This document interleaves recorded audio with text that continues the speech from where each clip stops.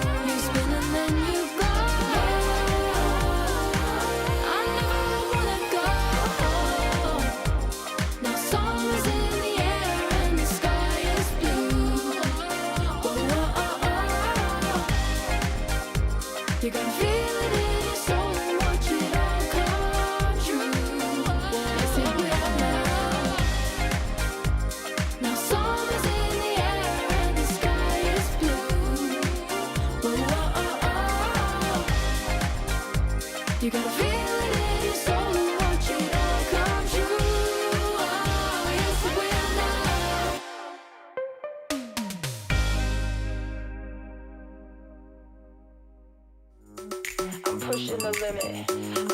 I'm pushing the limit. I'll take it as far as I can go. So let's go. Whoa.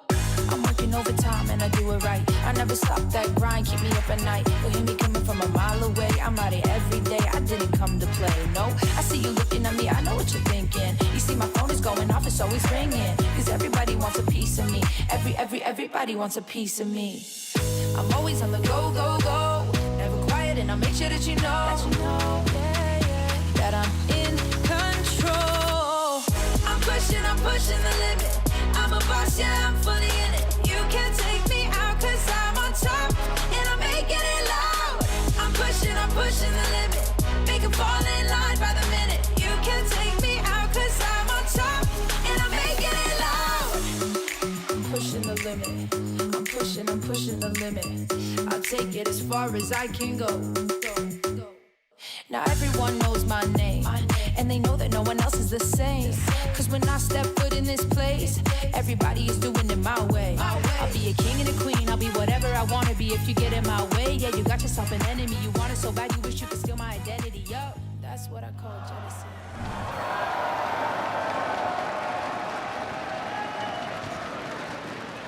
Over the last 9 years, millions have entered the arena with dreams of becoming a champion.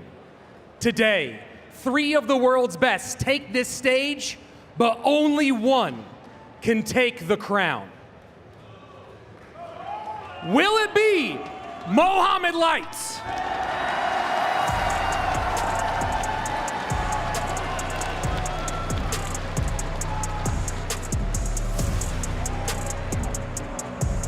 Pedro?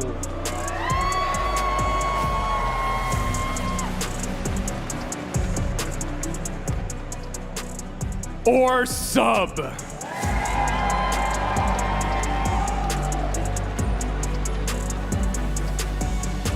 Glory awaits. Greatness beckons.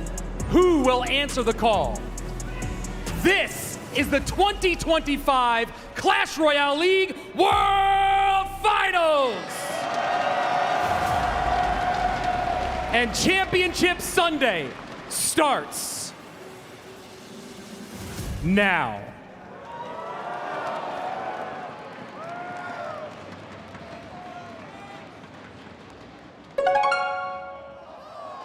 Day one was absolutely electric here at the CRL 2025 World Finals at DreamHack Atlanta. As quickly as the day is going to begin, we will already be sending 2 of those players home. Dark up and down low, that should get on tower!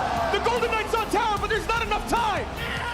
And Mo Light is gonna have to repeat a lower bracket run to be the first and ever 3-time world champ. He has to worry about the Golden Knight that's gonna be dashing. He's gonna go hog opposite lane. The mistake with the lock. Oh my. You see a shake. Oh my, game over. Pedro, reverse sweep. Fireball trying to create the connection here. Is there a mortar? Is there an E-Wiz? Can he stop it? Oh my word! Mohamed Light holds on and wins it by 42 HP. This is looking like it's over. This should do it. Gets there.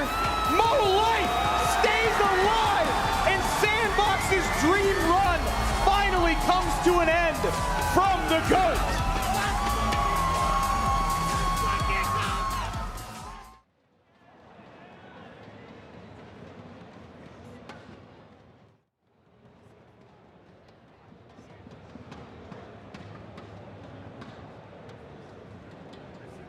Title. This is what you want. Champion versus champion. That is huge domination. Now, Barrel on the left-hand side. GG, well played, is dramatic. Oh my word. Takes it, 11:07 to 10:10. He just hit the nail in the coffin. This thing just switched on its head in a matter of seconds. Taking the most important best of 3 we've seen today. CRL World Finals starts now. Day 2 of the CRL 2025 World Finals at DreamHack Atlanta had all the action we could have possibly asked for, and then some. Players did their absolute best to scrape and survive the brutal Day 2, which had elimination after elimination, bringing our player count from 10 down to just 3 remaining. And now we have finally arrived to this glorious day, this Day 3, the best day on Earth. Hello everyone, my name is Joshua AC Sharon, and joining me is Jackson Juicy Wall. Look, this is gonna be a fantastic day, but before we get into this action, I do wanna hear your thoughts. What really stood out to you from Day 2's play? From millisecond monk abilities to subs upset, sending Mo to the lower bracket. Yesterday was filled with chaos and astounding Clash Royale gameplay, but enough about yesterday. Let's focus on the finals at hand, Josh. Dude, chaos is the perfect way to describe it. We have so many storylines. The battle of the best friends up in the upper bracket, and then you have to worry about it. You know, there's so much money on the line. If you lose, you get thrown to the wolves. You get thrown down to Muhammad Light, where he reigns supreme in that lower bracket. You have to worry about that. But before we dive too deep into the upcoming action, talk to me about the format ahead. So looking at the format, you know, we started with 12 players. It's a double elimination bracket. Matches are best of 3 until today. For here on out, we are doing best of 5 duels formatting. And if you don't know what that means, it means you cannot repeat any cards within the entire best of 5. So it's gonna get really down to the nitty gritty when it comes to picking those cards in the last game. And of course, the last player standing is crowned the world champion, taking home a boatload of cash. A boatload of cash. Let's take a look at the prize pool because there's $500,000 in total. But here we are. We're down to the top 3. We don't have to worry about the 4th, 5th, 6th. None of that matters anymore. If you go out on stage today, you lose everything. You still walk away with $50,000. But these players aren't. They didn't come here today for that. Yeah. No, they are looking for that second place, $100,000, or that first place trophy, $200,000. Yeah, we're gonna be checking out the bracket up next to kind of show you guys how we got to where we are today.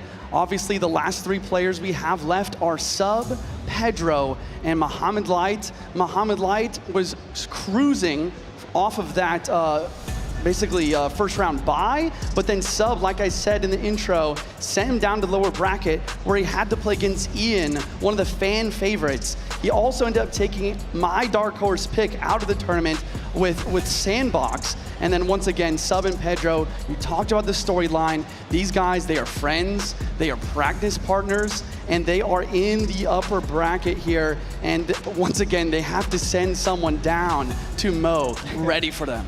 Yeah, it's going to be absolutely incredible. Sub, Pedro, and Muhammad Light. Day number 3 of the CRL World Finals. Look, the action's going to be incredible. The storylines are great.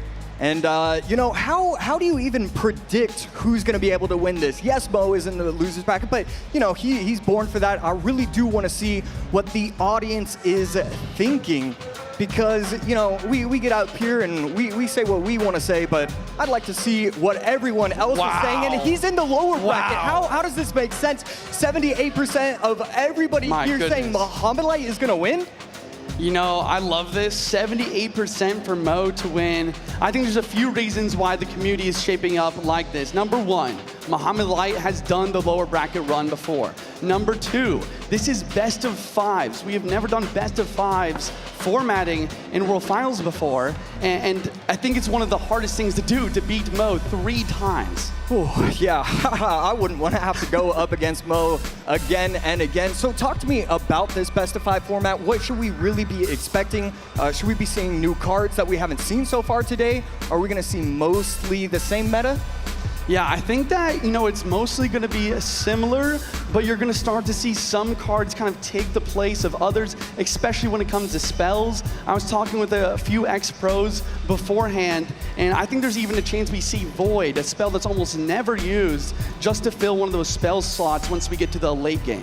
Yeah, it should be very interesting, but let's take a look at something that is coming up with Sub and Pedro. Yeah, I mean, I'm very excited for this. You know, we've kind of coined the term of Battle of Brazil. It's going to be really exciting. Once again, 2 practice partners, 2 friends, same country, going head to head. Let's go and hop into the highlights here to see what happened yesterday. Acho que, pô, é o campeonato mais importante do mundo do jogo, então, pô, significaria muito. Seria a maior conquista da minha vida, eu acho que seria isso. There's the vines coming in, doesn't even need the poison. The Skellies take out the doctor, and that's gonna do it. Sendo bem honesto, eu fico muito feliz em enfrentar o Sub, porque pra mim esse ano ele com certeza é um dos melhores jogadores, juntamente do Muhammad Light. Eu mesmo também acho que eu estou entre os melhores. Game over, Pedro! Reverse sweep to win it!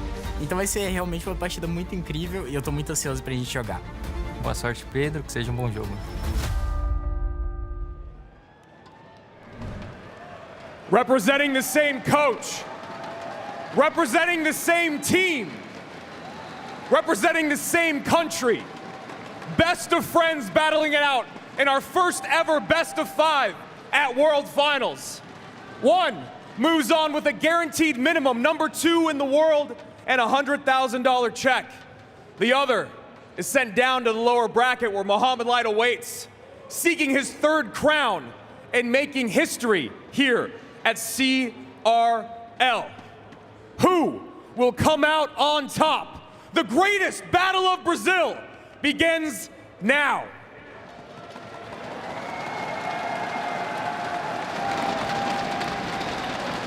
Introducing first, our reigning world number 4. Give it up for Cal Sub!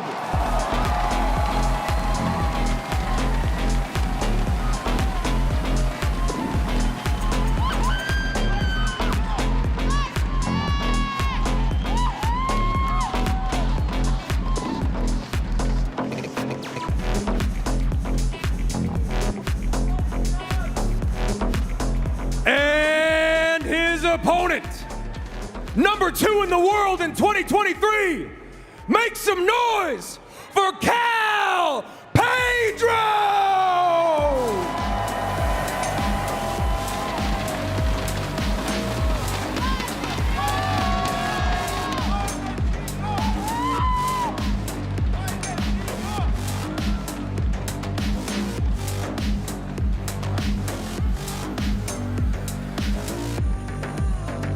One of the biggest storylines, in my opinion, is the fact that they have the same coach. Yeah. This entire weekend, we've been talking about Sub's consistency and Pedro's excellence in gameplay, but really behind the scenes, he has an incredible coach who has really put them in some incredible positions. Now they are doing it by themselves. Yeah, I love that you brought that up. You know, picking by yourself without any help from your coach can be something that's a little bit daunting for a lot of these players. You know, a lot of them do have experience because on stage you have to be able to do that. But at the same time, you know, the other conversation is these guys have been practicing together all year. So they really kind of know each other's play styles, they know each other's habits, and there's just gonna be so many mind games that play in with this match. And so it really does make you question, are you gonna go just real comfort in the first couple games and then try and get cute, try and get tricky, or are you just really getting wild early on? What would you do if you're one of these players? Honestly, I think I'd go for comfort.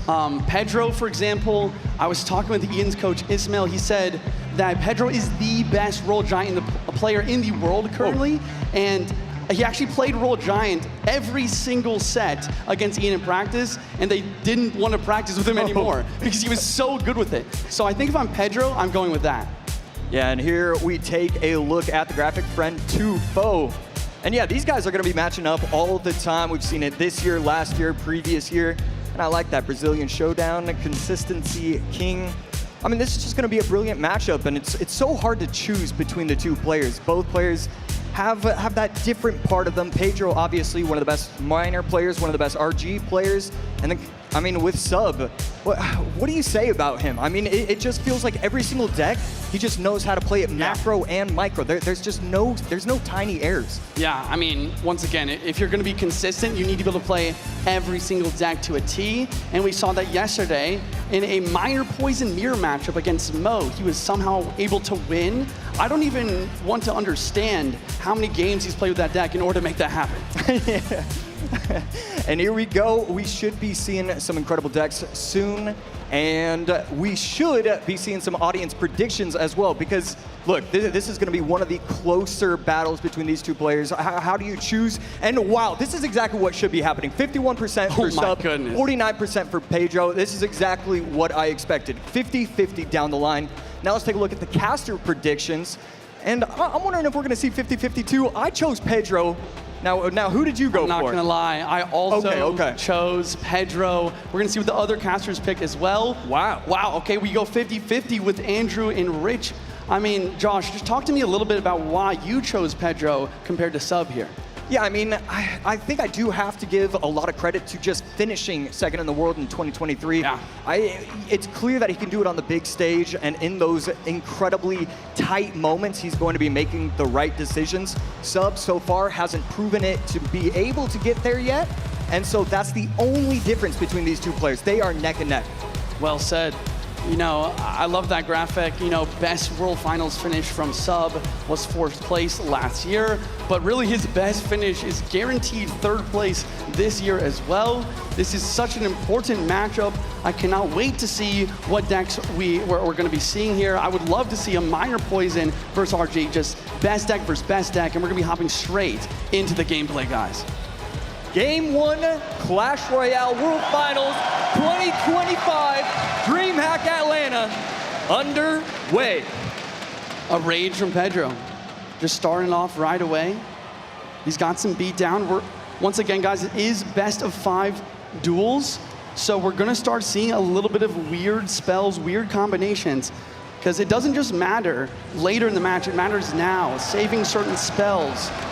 And the crowd erupts with the king. The crowd here in Atlanta is insane. Yeah, every single time anything happens, they go off, and you just love to see it. Right here, Sub activating the King Tower, and then going in with the Hunter behind. Monk is going to pop its ability on Pedro's end, and now a Monk ability from Sub, but it doesn't really get that much value. So it looks like we're just heading into a Royal Giant Mirror matchup. Pedro opting to use the Evo Wizard, Sub with the Evo Hunter. I would say Evo Hunter is a little bit more valuable in this situation, but at the same time, it's also more Monk value as well. Yeah, we're going to see the rest of the decks soon. Fisherman coming in for Sub. Going to be able to clean that up very nicely with the Fisherman and the guards, but a second shot is going to rain down on the tower from Pedro's RG. A perfect Electro Spirit to prevent all Royal Giant damage from Pedro, and this is why I mentioned earlier that Pedro is considered the best Royal Giant player at the moment. I mean, he just knows every single interaction, but I think a big thing to notice also is the fact that Pedro has Rage. You know, if Sub does have the log for the knockback on RG and for the guards, that could be a big difference maker. And right here, Sub electing to go all in, gets the Evo RG right in front of the Hunter, and so the Evo RG in response, and that Monk ability is brilliant from Pedro. Takes only one shot, and the crowd starts to erupt. Pedro does take a slight advantage. There is the log from Sub. Really good plays by Pedro with the deflection of the Royal Giant, and he continues to get damage as well. I would say that this log could be huge later down the line, though. And here we go, Fisherman against Fisherman. Sub's Fisherman going to put in a lot of work. Hunter is going to be able to get a lot of damage, but the Rage plus the Vines doesn't do enough. And Sub defends it with the skin of his teeth. Another Royal Giant the bridge. Pedro pre-placing the Monk in the middle area in order to try to get the RG deflection. We will see it drop now.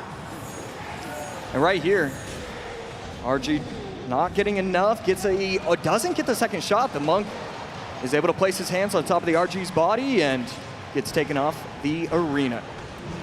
And another Monk set up with the Hunter. We're going to see another Royal Giant in soon. Pedro trying to control it with the Fisherman. Wow, with the deflection on the Wizard! Deflection on the Wizard from the Monk! And that's splashing on the tower! And right here, Sub, I mean, it wasn't the best start, but so far he has been playing this beautifully. It's just attack, attack, attack. Finally, Pedro has played an RG. It felt like we went 2.5 minutes before we played an RG down. And Sub's gonna keep up the pressure. Another Evo Royal Giant. Evo Wizards on the board with the Vines. The Vine, will it prevent the Monk ability from dropping? Wait, it does get off. It is deflecting the Wizard. Royal Giant is on the tower. Oh my goodness, Josh. The Fisherman does a yank. The Fisherman does a yank. The RG plus the Fireball. Game 1 goes to Sub. And the crowd is going wild. Sub with an upset going against Pedro's best deck. And he takes the win. Can we even call it an upset at this point? Should we be saying Sub is the favorite? Do we forget about consistency? Maybe it's just the greatest in the world. He's trying to show it on this stage, and this is a phenomenal start. RG versus RG against, I mean, we're talking about it. He's the best RG player in the world, and he goes out and dominates. Yeah, we're gonna be looking at the deck right here. So the main differences here, once again, Sub has the log, better versus guards, better for knocking back RG, and Rage, it's helpful. The Vines, it's strong, but I cannot believe at the end, the Vines just couldn't stop that Monk ability from popping. And don't get me started on the Monk deflection splashing on the Wizard and the tower. Yeah, that was just gorgeous, beautiful activation of the ability. And what are your thoughts on the Vine? Because I just felt like it didn't get enough value. It felt like he should have had the right defense. I mean, in that last moment, the Wizard plus the Vines, it should have been able to defend it cleanly. Instead, he was able to run away with it. Yeah, I think the Vine, it did the best it could. Obviously Pedro is trying to save more important spells for later in this best of 5. Sub, I like this strategy though as well, just to use one of the 2 best spells of the game. He goes with the log, he goes with the fireball, he gets a win under his belt, and now he has the momentum. So we've been talking about it all tournament, the Royal Ghost evolution. It feels like the strongest card in the game right now. And it makes you think, when do you use it in this set? Are you trying to delay and force your opponent to think, okay, this could be the game? Or do you just use it in game 2? I mean, Sub or Pedro, both of them. I want to know what your thoughts are on that. So my thoughts right now, if I'm Sub, I am going to try to finish this best of 5 as quickly as possible. Since he's used 2 of the main spells now, he wants to get this best of 5 done in 3 games to not give Pedro time to curate enough strength in the remainder of his card pool in order to make that reverse sweep potentially happen. Okay, so you like the Evo Ghost in game number 2? Yes, I would say Sub should use the Evo Ghost. If I'm Pedro, that's the mind games. That's the greatness of this game. This game is already started on this stage. We just don't know it yet. And as we hop into this match, I'm gonna say I think Pedro should bring a good counter to the Ghost, like the Valkyrie. Wow, and Sub already using the minion horde. Mortar on offense for Pedro. There's a couple different options with a minion horde deck. You can sometimes use the zap to try and get the miners to protect for your minion horde. And then you can also go a little bit slower using the arrows, trying and get... It's probably looking like it's going to be a mortar versus mortar. Miner is getting cleaned up very nicely by the Berserker. Pedro going with one of his comforts, another one of his comforts in the mortar. Boss Bandit variation that we saw Mo kind of bring into this CRL mini meta yesterday. Skeleton King gonna walk down the lane. Boss Bandit has been one of those cards that's been very surprising. It's just great how valuable it is. And this Mother Witch is gonna put on work on the right. And if the Boss Bandit doesn't take out the Skeleton King, we could be seeing a GG. Instead, the Boss Bandit does take it out. That could have been incredibly dangerous for Pedro, and no dash from the Boss Bandit. Mortar to the bridge. We have a Mortar Mirror matchup. Goblin Gang is not getting hit by the Ghost right away, and a defensive Mortar from Pedro as well. So once again, Sub kind of wandering into Pedro's territory since he has a little bit more expertise with these kind of decks. Yeah, and right there does mess up with the Royal Ghost. He was a little bit delayed, and with the help of the Vines, that's going to take out the Ewiz and get another shot. Skeleton Barrel on 3 Elixir, and the Minion Horde is going to be able to clean that up nicely. Would have liked to see maybe a little bit different tile placement. I felt like he could have protected a few more of those minions. Gang has to drop down to defend this Minion Horde. And I think the card to watch out here, if you're in the crowd, is the Mother Witch. The Mother Witch is going to be huge in this matchup to deal with Skeleton Barrels and the Goblin Gang. Pedro, on the other hand, is going to want to use that Boss Bandit, try and protect those units and dash onto that Mother Witch. Last card for Pedro should be the Fireball, so it looks like he's just kind of delaying, trying to figure out when he should be using it. But I mean, we've seen the Minion Horde get placed multiple times, Mother Witch as well, and he hasn't used it, so it could be lightning. There's a couple different things that he could be doing with it. Yeah, there's the Minion Horde. I think it's a great call. Minion Horde's super strong in this matchup.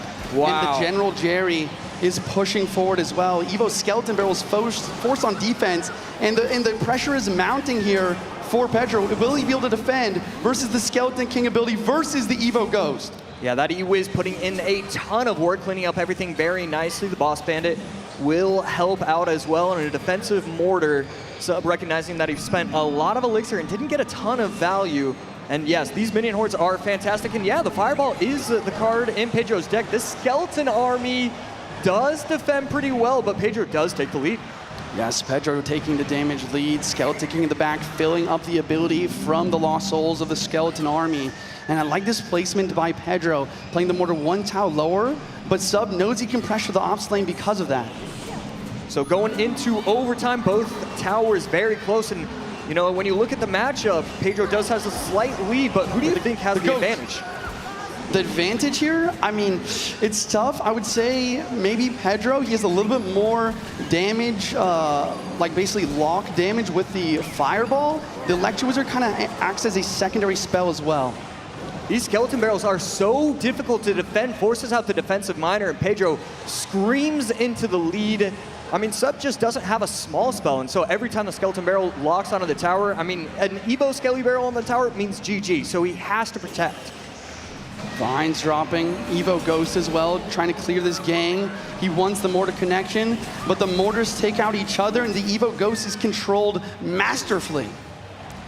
Good offensive pressure, didn't overextend. Mother Wish to try and get one of these piggies to go on the map, and Minion Horde over the middle, and a defensive skeleton barrel gonna clean up everything beautiful. That Minion Horde is just gone.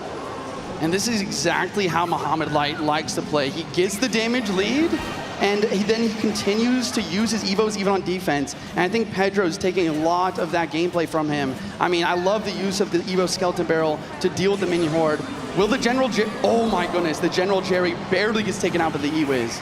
And right here, just Scar Me plus Skeleton King Larry's in right there. Boss Bandit does clean up pretty nicely. Mother Witch pressure over the middle, 15 seconds left.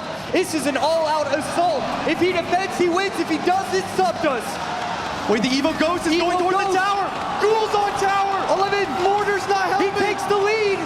He takes the lead. If he fireballs in time. If he fireballs in time. Fireball. Fireball doesn't get there. Fireball doesn't get there. Sub gets it. Sub gets it. And as you called it out, Sub using the Evo Ghost, trying to scream with a hot start, and that's exactly what happens. 2-0 in this opening best of 5. I mean, I'm almost speechless right now. I thought Sub would use the Evo Ghost and tried to scream into that lead. He has the 2-0 now.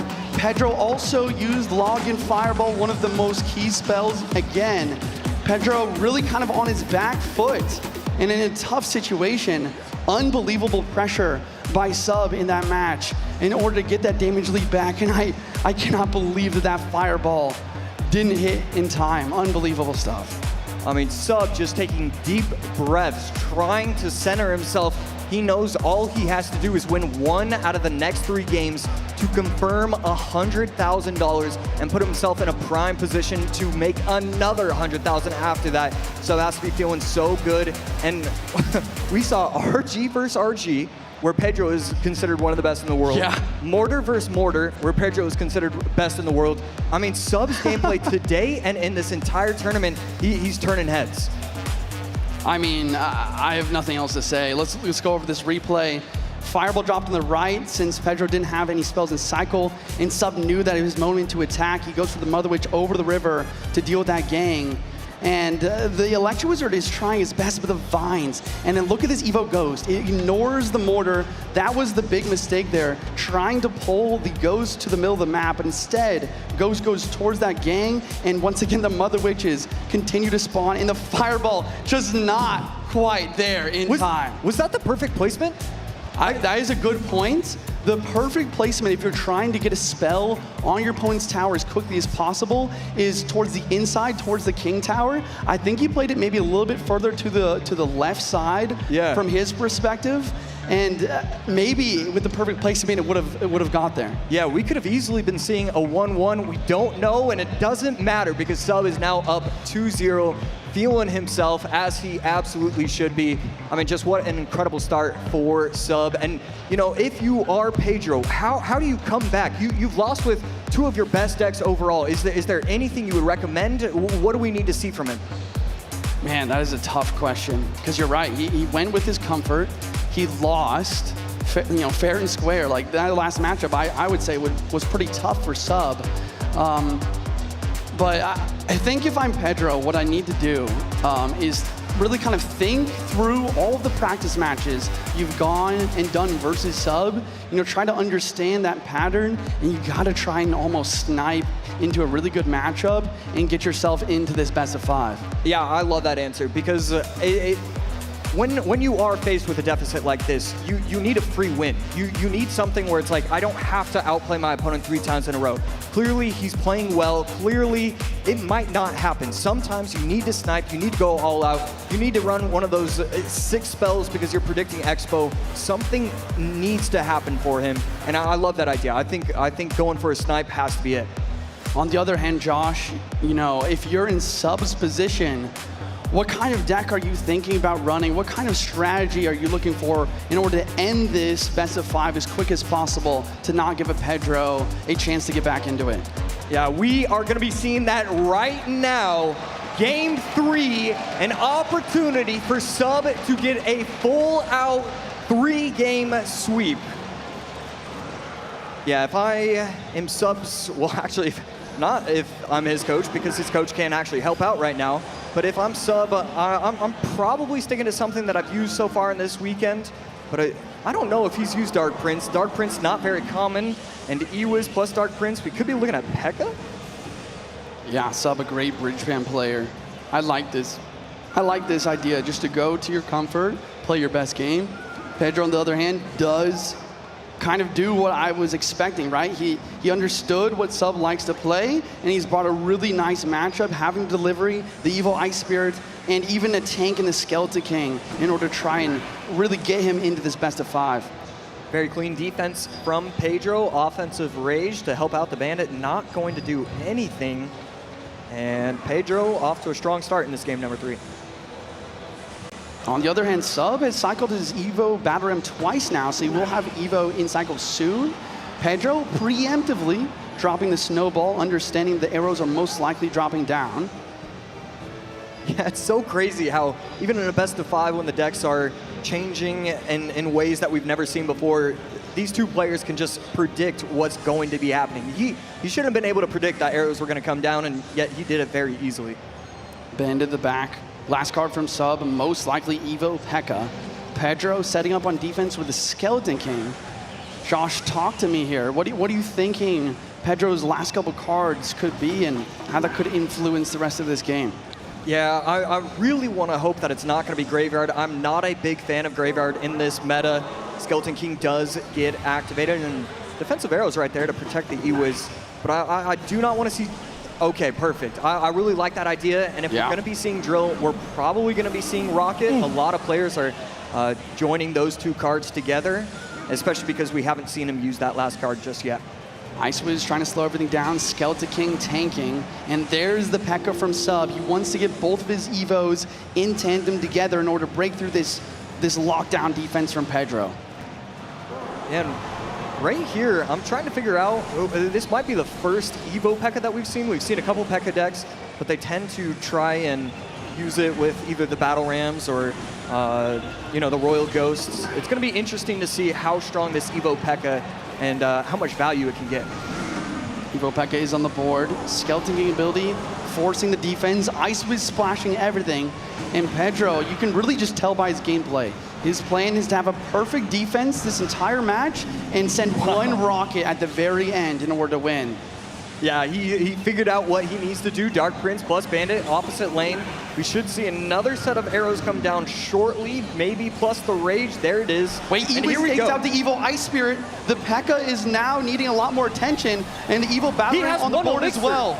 He doesn't have enough. The minions are going to come down at the bridge. He's going to be able to defend that, but the minions are going to get a ton of value, even with the Ice Spirit jumping. Should be getting 4 swings. There's 2, there's 3, and no 4th. So Pedro going to be defending that as best he could, but that Ewiz taking out that Ice Spirit, that is a game changer. Yeah, that 1 Elixir card can provide so much value defensively, and we do see Pedro coming out with a rocket. He knows that just defending and dropping 1 rocket will no longer be enough. But now he's in elixir deficit. Will he be able to defend another onslaught from Sub? And right here, Sub gonna go in the right lane with the Dark Prince, plus the Rage, plus the Battle Ram, everything coming down the lane.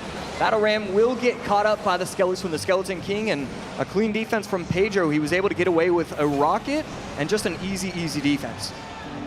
Another rocket dropping down, tries to hit the Bandit, doesn't get it. And once again, gonna be down 6 elixir. Can he make this defense happen on the biggest of stages? The minions forcing the Spirit Goblins to do the right side, allowing the Bandit to take out the Goblin Hut. And here we go. Defensive Evo Ice Spirit right lane should be cleaned up real nicely. The Bandit on offense, and there are just so many troops, it's hard to pick out what's even happening. And Evil Batterim is placed at the bridge. Does he have the snowball and cycle? He does drop it down. 2 Ice Wizards, a rage from Sub to try to break through, but the delivery drops into everything. And with 10 seconds left, Pedro gets one more rocket off. Sub's pressure was not quite enough. 2 seconds, 1 second, and that is towered down. Pedro avoiding the full-on sweep, and that was just a majestic deck. I love the deck choice in game number 3. Just give yourself a chance to have an easy matchup, and that's exactly what he did. He's able to get his confidence back. I played that mostly perfectly. It was really just one mistake. He was able to recover, and he learned pretty quickly on, hey, I have to play my rocket. I have to get a little bit aggressive. Yeah. I really like the awareness in that situation, and a great game number 3 from Pedro. Man, we're doing a pretty good job of predicting kind of the play styles here. I really like that Sub went to comfort, but Pedro, knowing his practice partner well enough, brings a super controlling deck. The Evil Ice Spirit mistake almost cost Pedro, but with the perfect defense, he was able to make it happen. And as we continue on to the deck here, I just want to note that the win condition from Pedro is Goblin Drill, and I think he played on offense 1 time. Sub met it with the Dark Prince, and he was like, you know what? Let me just play this on defense for the rest of the game and get a couple rockets there to finish it out. Yeah, okay, so I wanna know your thoughts on the Evo P.E.K.K.A. because it feels like it just does not get enough value. It feels like all these players are way too smart. They know exactly how, I mean, you're spending so much on offense to try and help out that Evo P.E.K.K.A., but it's just too easy going against some of these pros. Yeah, I mean, I think you're right. I think that is also something that we're going to see a lot of, seeing some of these cards that don't get as much value because of the best of 5 duels. We've gone through 3 decks now, which means 3 win conditions and almost 6 spells for both players are basically not going to be available for the rest of the best of 5. So as we continue on, we're going to have to see these players continue to get more and more creative with the cards they're picking. Yeah, absolutely. The champions are going to be changing. We should be seeing new champs and the Evos as well. So just so much that we just never get to see. The best of 5 format in this, it just creates something new, something fresh. It really is a joy to watch. Yeah, as we're thinking about what decks could be played next, we've seen a lot of drill, we've seen Minor Mortar, we've seen RG.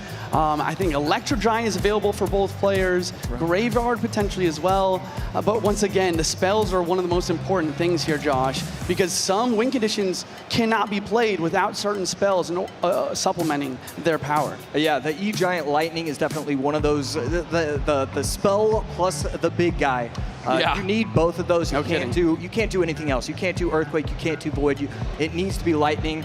And I feel like, I could be wrong, but I feel like both of these players have E-Giant and Lightning available to them. Yeah, I think that's correct. Could we be seeing another mirror? That would be crazy to see another mirror matchup. This is why I love casting with you, Josh. We're just sitting here, 2X pros, nerding out on this stage.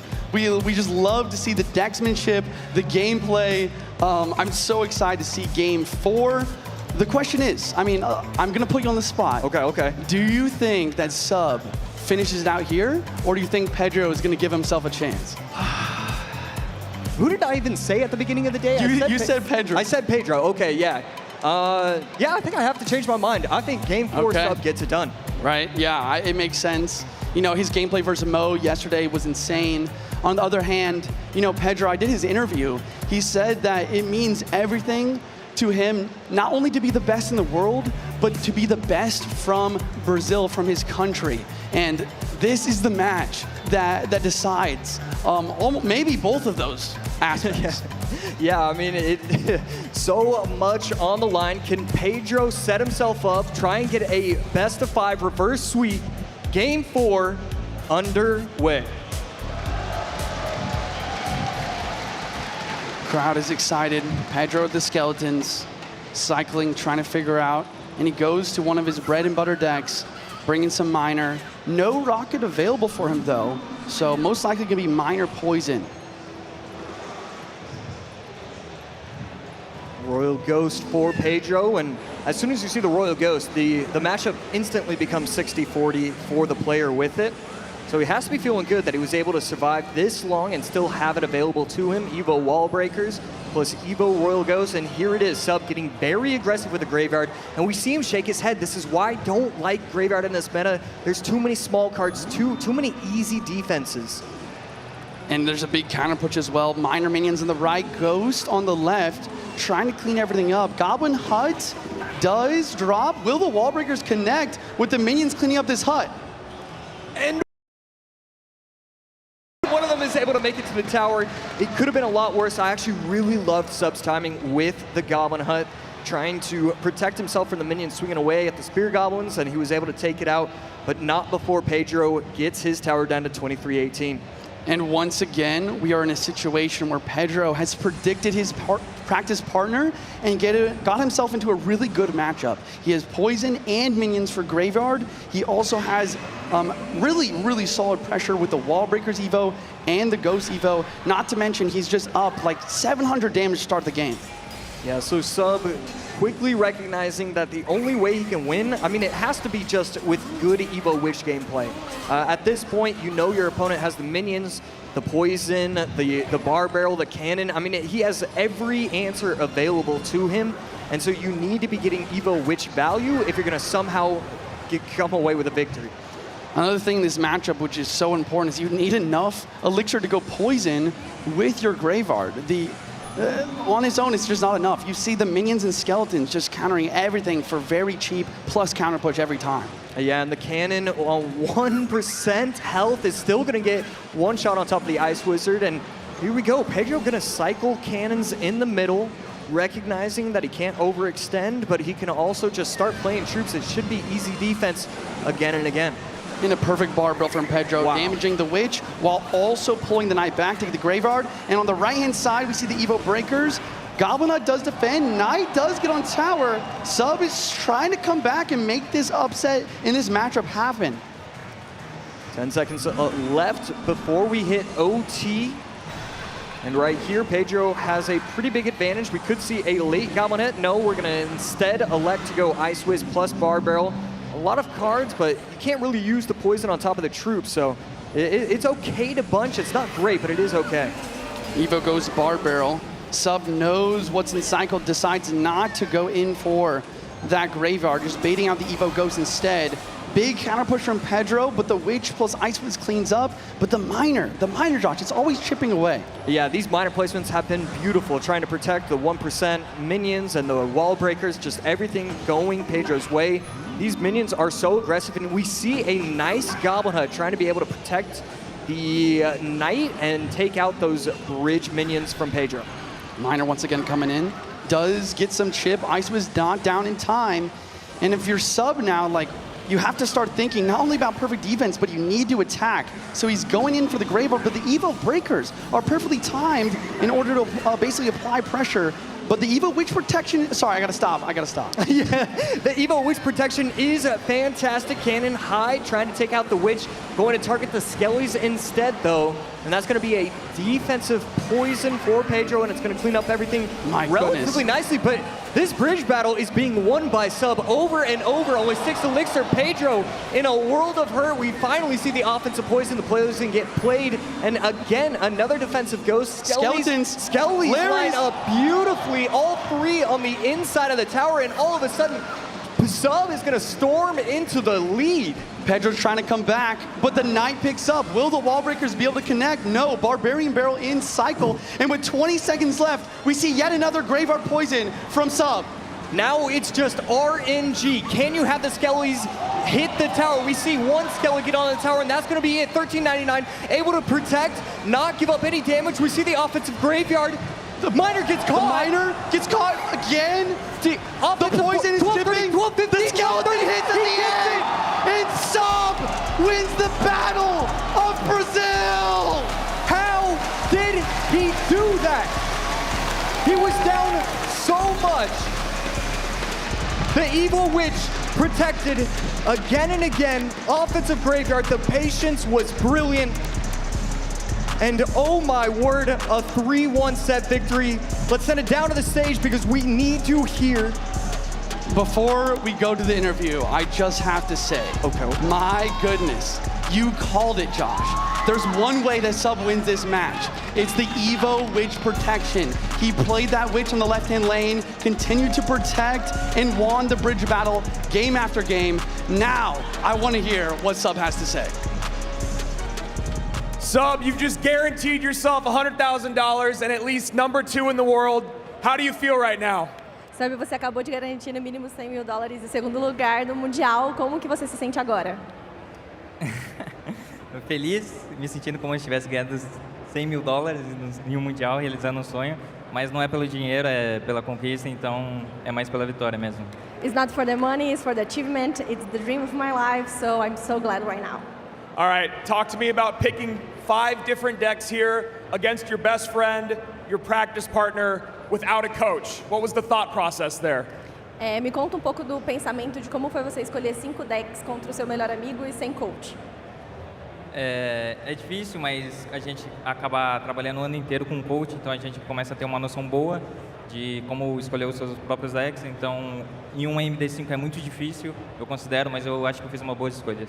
Play with a coach along the year makes me understand how to make the best choices, and it's a MD5. It's a tough decision, but I just pick the best of them.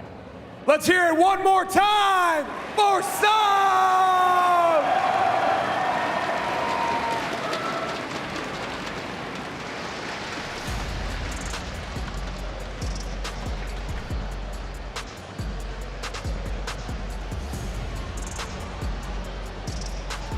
And looking at the stats here for this game, I mean, I honestly really want to break down for you guys this last matchup one more time. Once again, I have to give it for Sub. I mean, he did such a great job of really just overcoming such a tough matchup.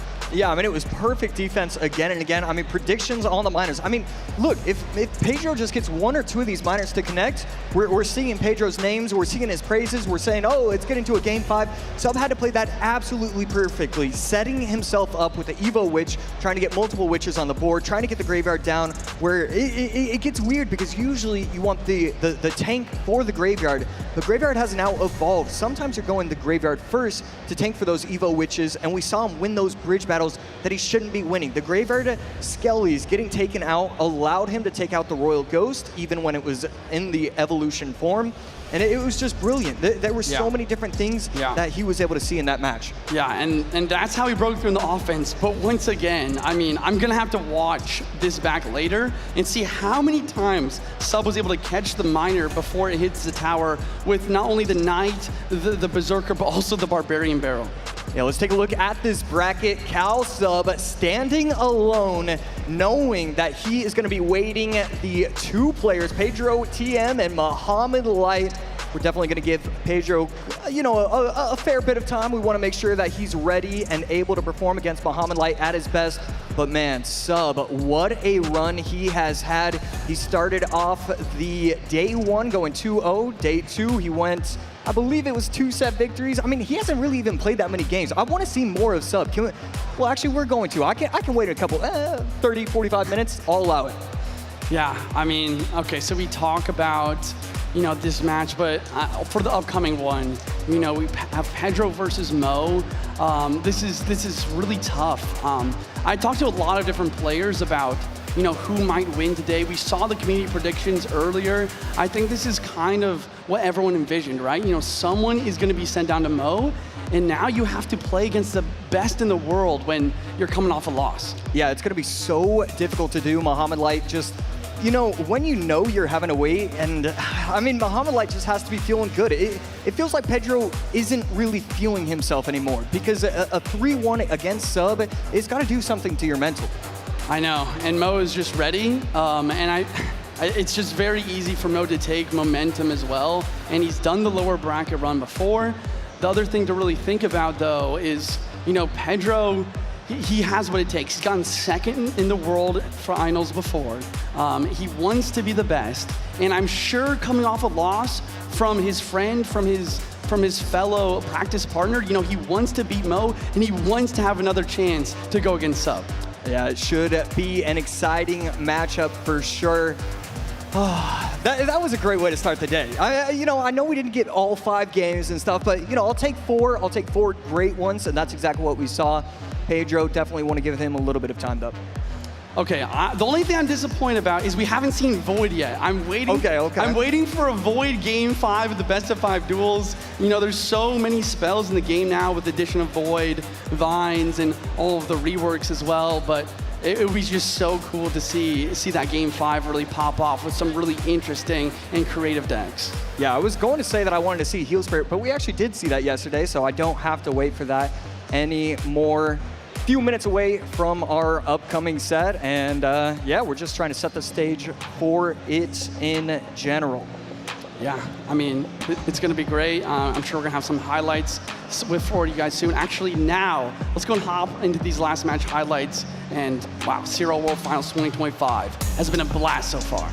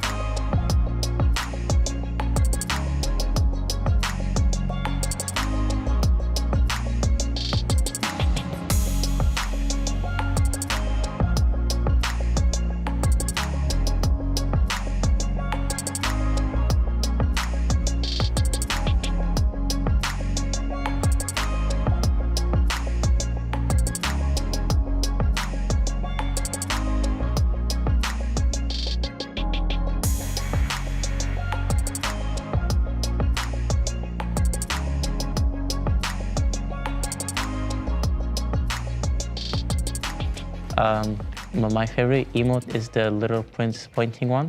It does like this. Eu acho que é o do reizinho chorando. É meu emote favorito. El duende riéndose. Y sería algo como... 私の一番の好きなエモートはこれです。I don't have gold at the moment. I usually go for good luck, that is a text one. And then I like to do a princess thumbs up, so it's sort of like, yeah. Yeah. My favorite emote is 헤헤헤하. 제가 가장 좋아하는 이모티콘은 최근에 출시한 6-7 이모티콘이고요. 6-7. My go-to emote is the mi. Meu emote favorito eu acho que da CRL, que é o do dedinho assim, ó. My go-to emote, it's the exit chef. Okay, so my go-to emote, I mean, I love the Goblin thumbs down emote from the Goblin Queen's Journey, and it's like, huh. So yeah, that's definitely my favorite. Our next 2 competitors have come so far, and they don't want the journey to end now. First up, he goes out of the frying pan and into the Pharaoh. Welcome back, Pedro!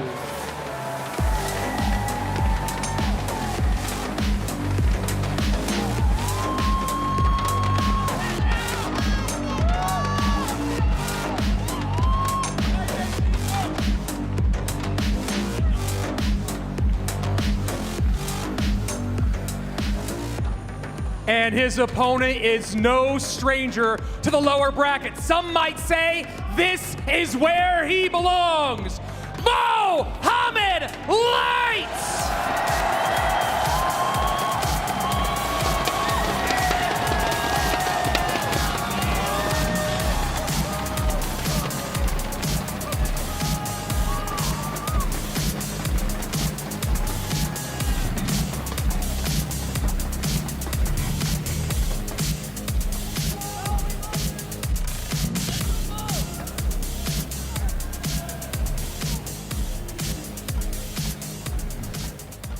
He made a lower bracket run in 2022 when he won his first championship. Can he do it again to win his third? Only me and Mugi have 2 championships, and if I were to win this one, I would have the most in history. And Pedro comes out and does it the easy way. 2 games up, 2 games down. Depois de 2024 eu ter sido eliminado em 5º lugar. Que eu joguei, eu fiquei em 2º lugar, então acho que falta um campeão mundial pra mim. I'm confident in my abilities to be able to beat him. Tome cuidado porque esse ano eu estou no meu nível máximo. May the better player win. And a rematch from Stats Royale here between Pedro and Mohamed Light. And it was actually Pedro that came out on top and ended up winning that golden ticket. My, how things have changed since then, though. AC coming off of a best of 5, beaten by his best friend, going, and that was just so good from Rich. Out of the frying pan, into the Pharaoh. I love that. And I got to imagine Pedro right now is having to do a lot of resetting while Mo Light is sitting there thinking, I can make this lower bracket dream happen again. Did you see my notes? I give it a 9.8 out of 10. that was probably the best one that I've heard from Rich in my entire life.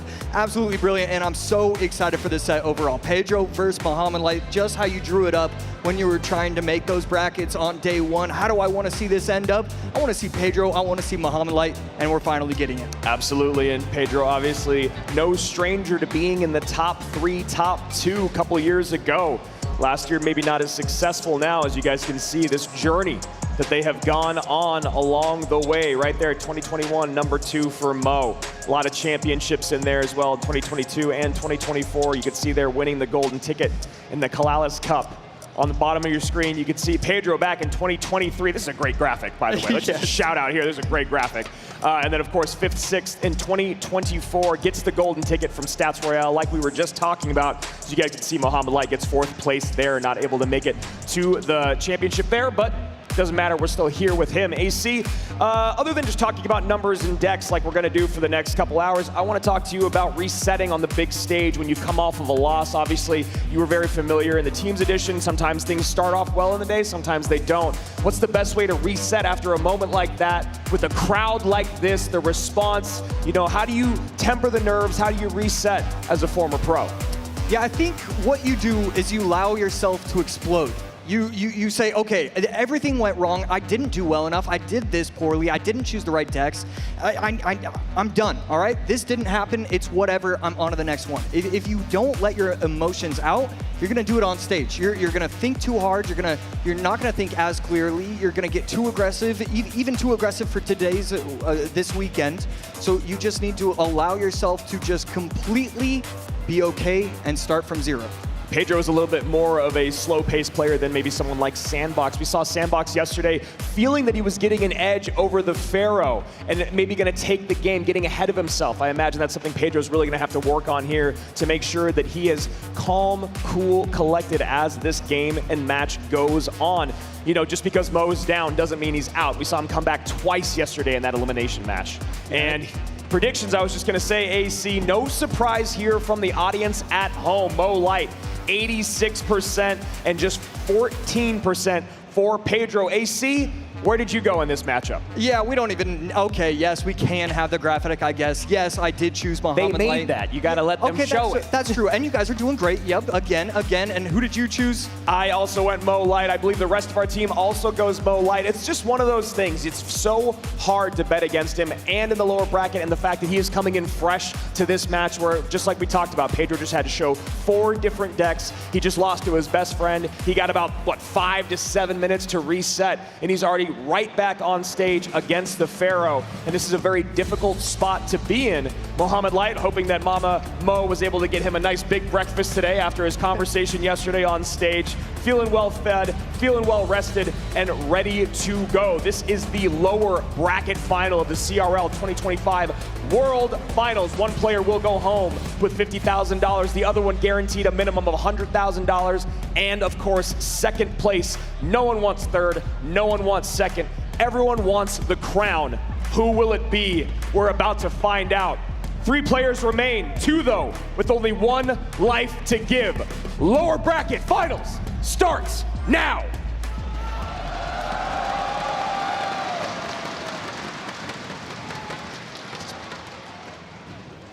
Fire Spirit from Mohamed Light.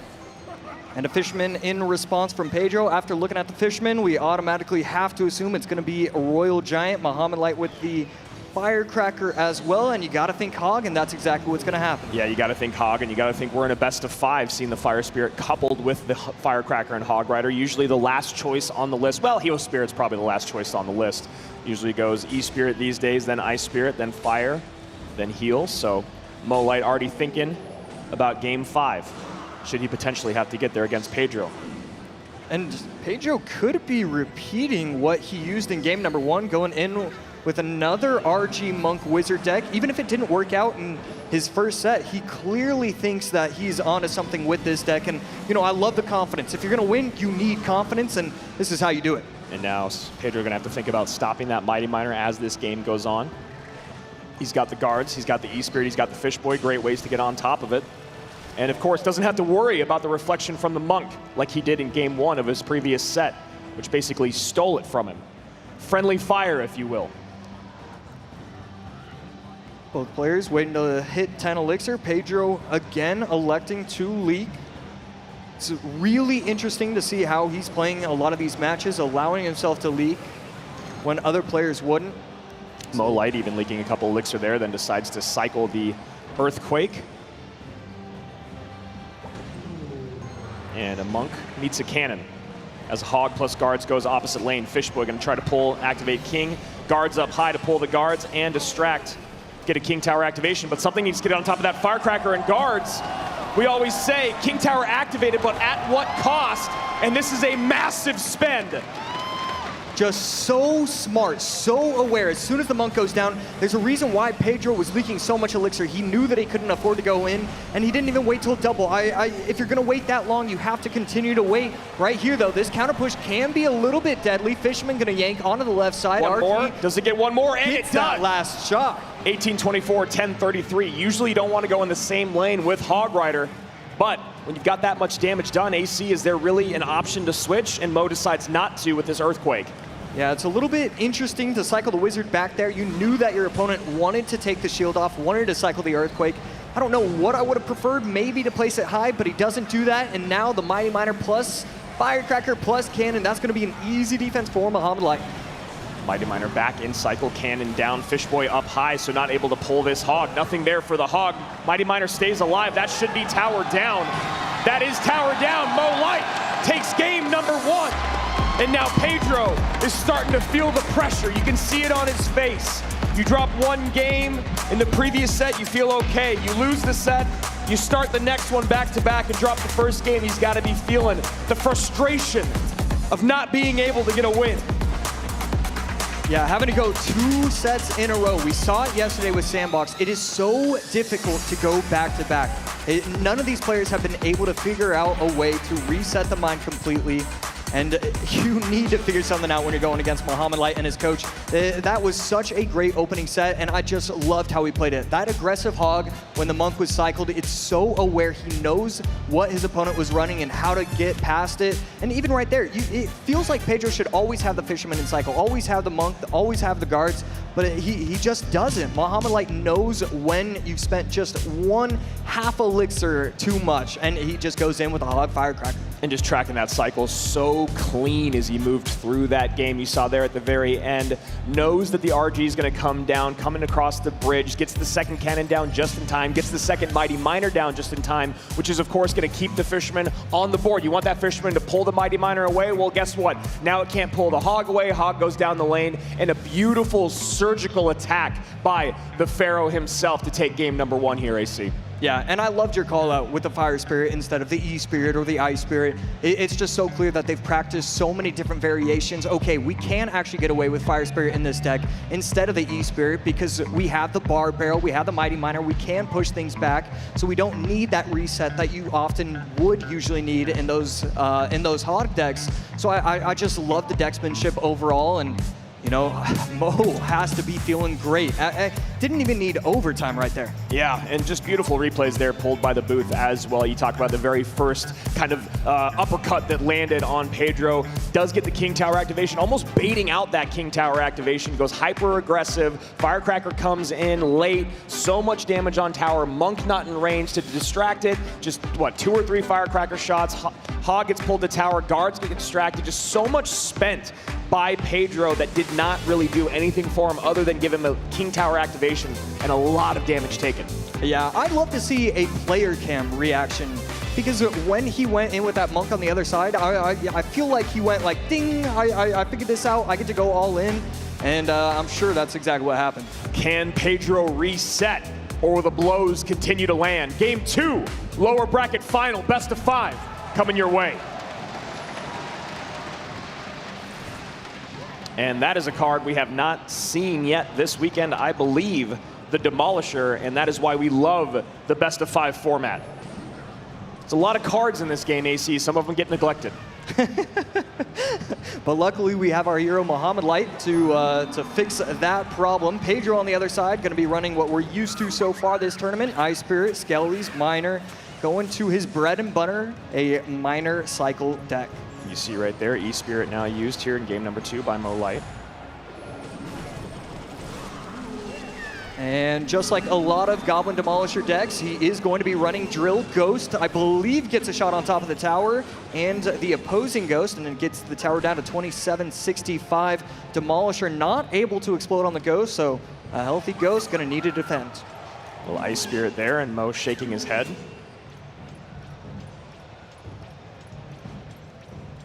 Pedro up by about 1. Berserker not going to be a threat. 2765 to 2 untouched towers by Mo Light, who's had the only game without taking damage all weekend, I believe.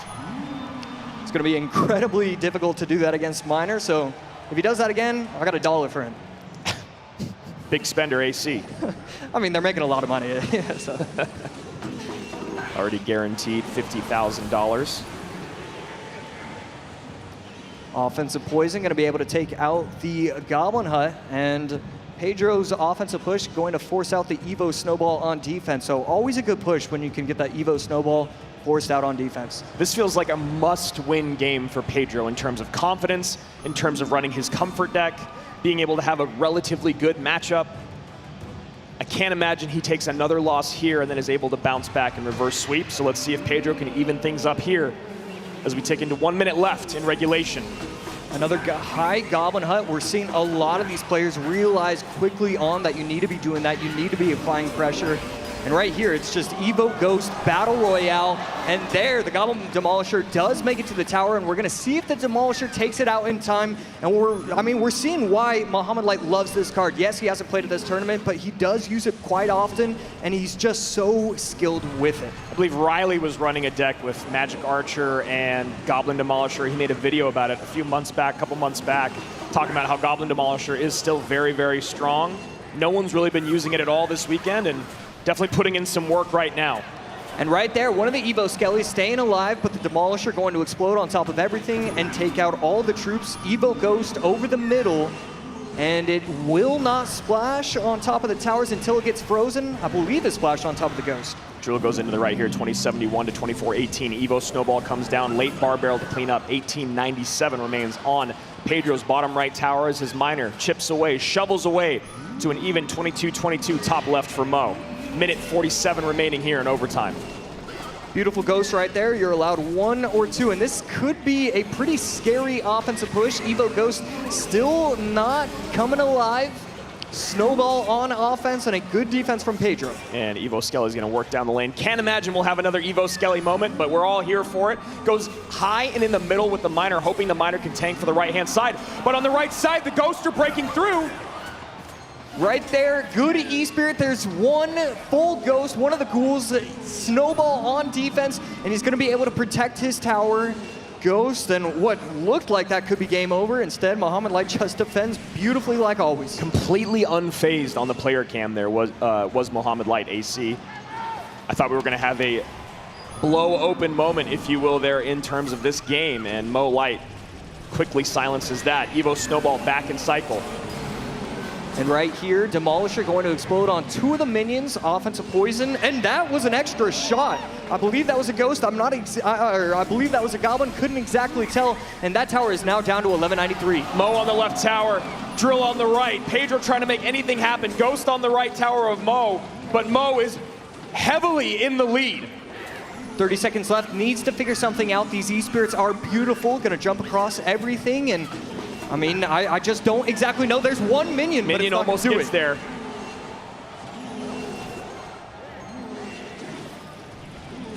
.12:45, 13 seconds left. One of the miners going to town. He's going to be able to get the tower low, needs to defend it. Evo Snowball forced out. 975 bottom left, 911 top right. Pedro now in the lead with 3 seconds remaining. 1 Poison's second. in, Poison He wins, gets it. and Pedro able to come back in the final moments, and that's exactly what he needed to do, AC. He shouldn't have been able to do it. Bahamut Light, I mean, he controlled the entire game. 4 minutes, 50 seconds. 4 minutes and 50 seconds of the game. I was thinking Bahamut Light wins it. The final 10, Pedro.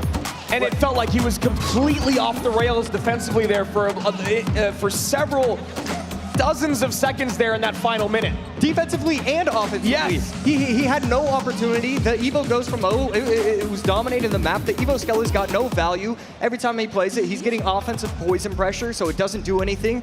But somehow, some way, Pedro, once triple elixir hit, I mean, that's the thing about these fantastic RG/minor players. They have such a quick understanding of the game. You know, a lot of people are going to struggle once it hits triple elixir because you have to make so many more decisions. These players are so smart that Pedro, he can outplay in the triple elixir against anyone, including Bahamut Light. Bahamut Light burns the Goblin Hut, burns the Evo Royal Ghost, Evo Snowball, Poison. These are all cards that have been used so much this weekend, AC. This was kind of a, I don't want to say, you know, go all in type deck, but this is definitely one where Mo would like to have taken a W. Yeah, just unfortunate. Let's take another quick look at deck number 1. And this is where it all started well for Bahamut Light. We thought he was going to be able to jump to a 2-0 lead after this.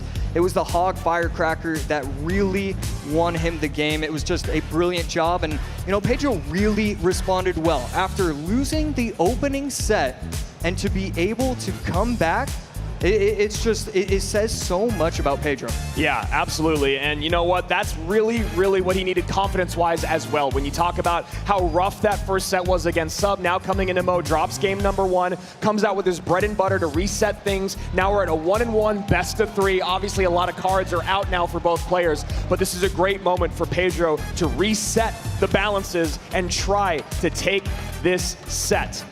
I mean, it really does feel like all the momentum has shifted. At one point, we were thinking, okay, Bahamut Light goes to 2-0.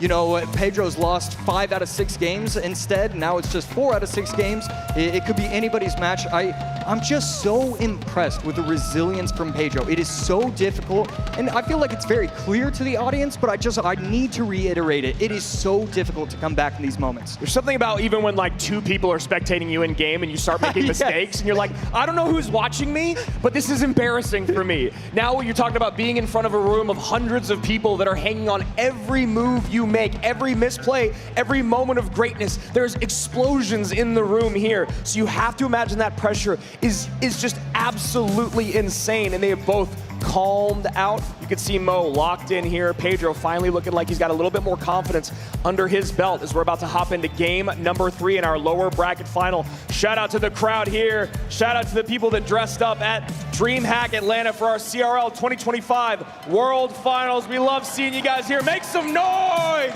as we're getting ready for game number 3. The only difference between having 2 viewers and panicking and losing that game is that the next game I'm only gonna have 0 viewers, and so all these spectators, they're gonna be wanting to watch. It doesn't matter if you lose 2 in a row. You gotta watch. You gotta see what is happening here. Here we go. Game number 3, lower bracket finals, 2025 World Finals. Let's go. Looking like maybe even a mortar mirror matchup. Ice Wizard to respond to the mortar, minions to help out, and the skeleton barrel almost explodes on top of the Ice Wizard. But that's still going to be that's still going to be a shot. Wow. Just in time. And Pedro looking like he's running the deck that Mo created, while Mo is running the deck that has been very popular here on ladder. And that is a big spend by Pedro. That ability is going to clean things up, get some good damage on tower. Yeah, zapping away, killing the Berserker, gets the tower down to 2391, and it's a very close game. Ice Wizard once again defending these mortars, and the Cannoneer is going to take it out just in time, getting the tower down to 2107.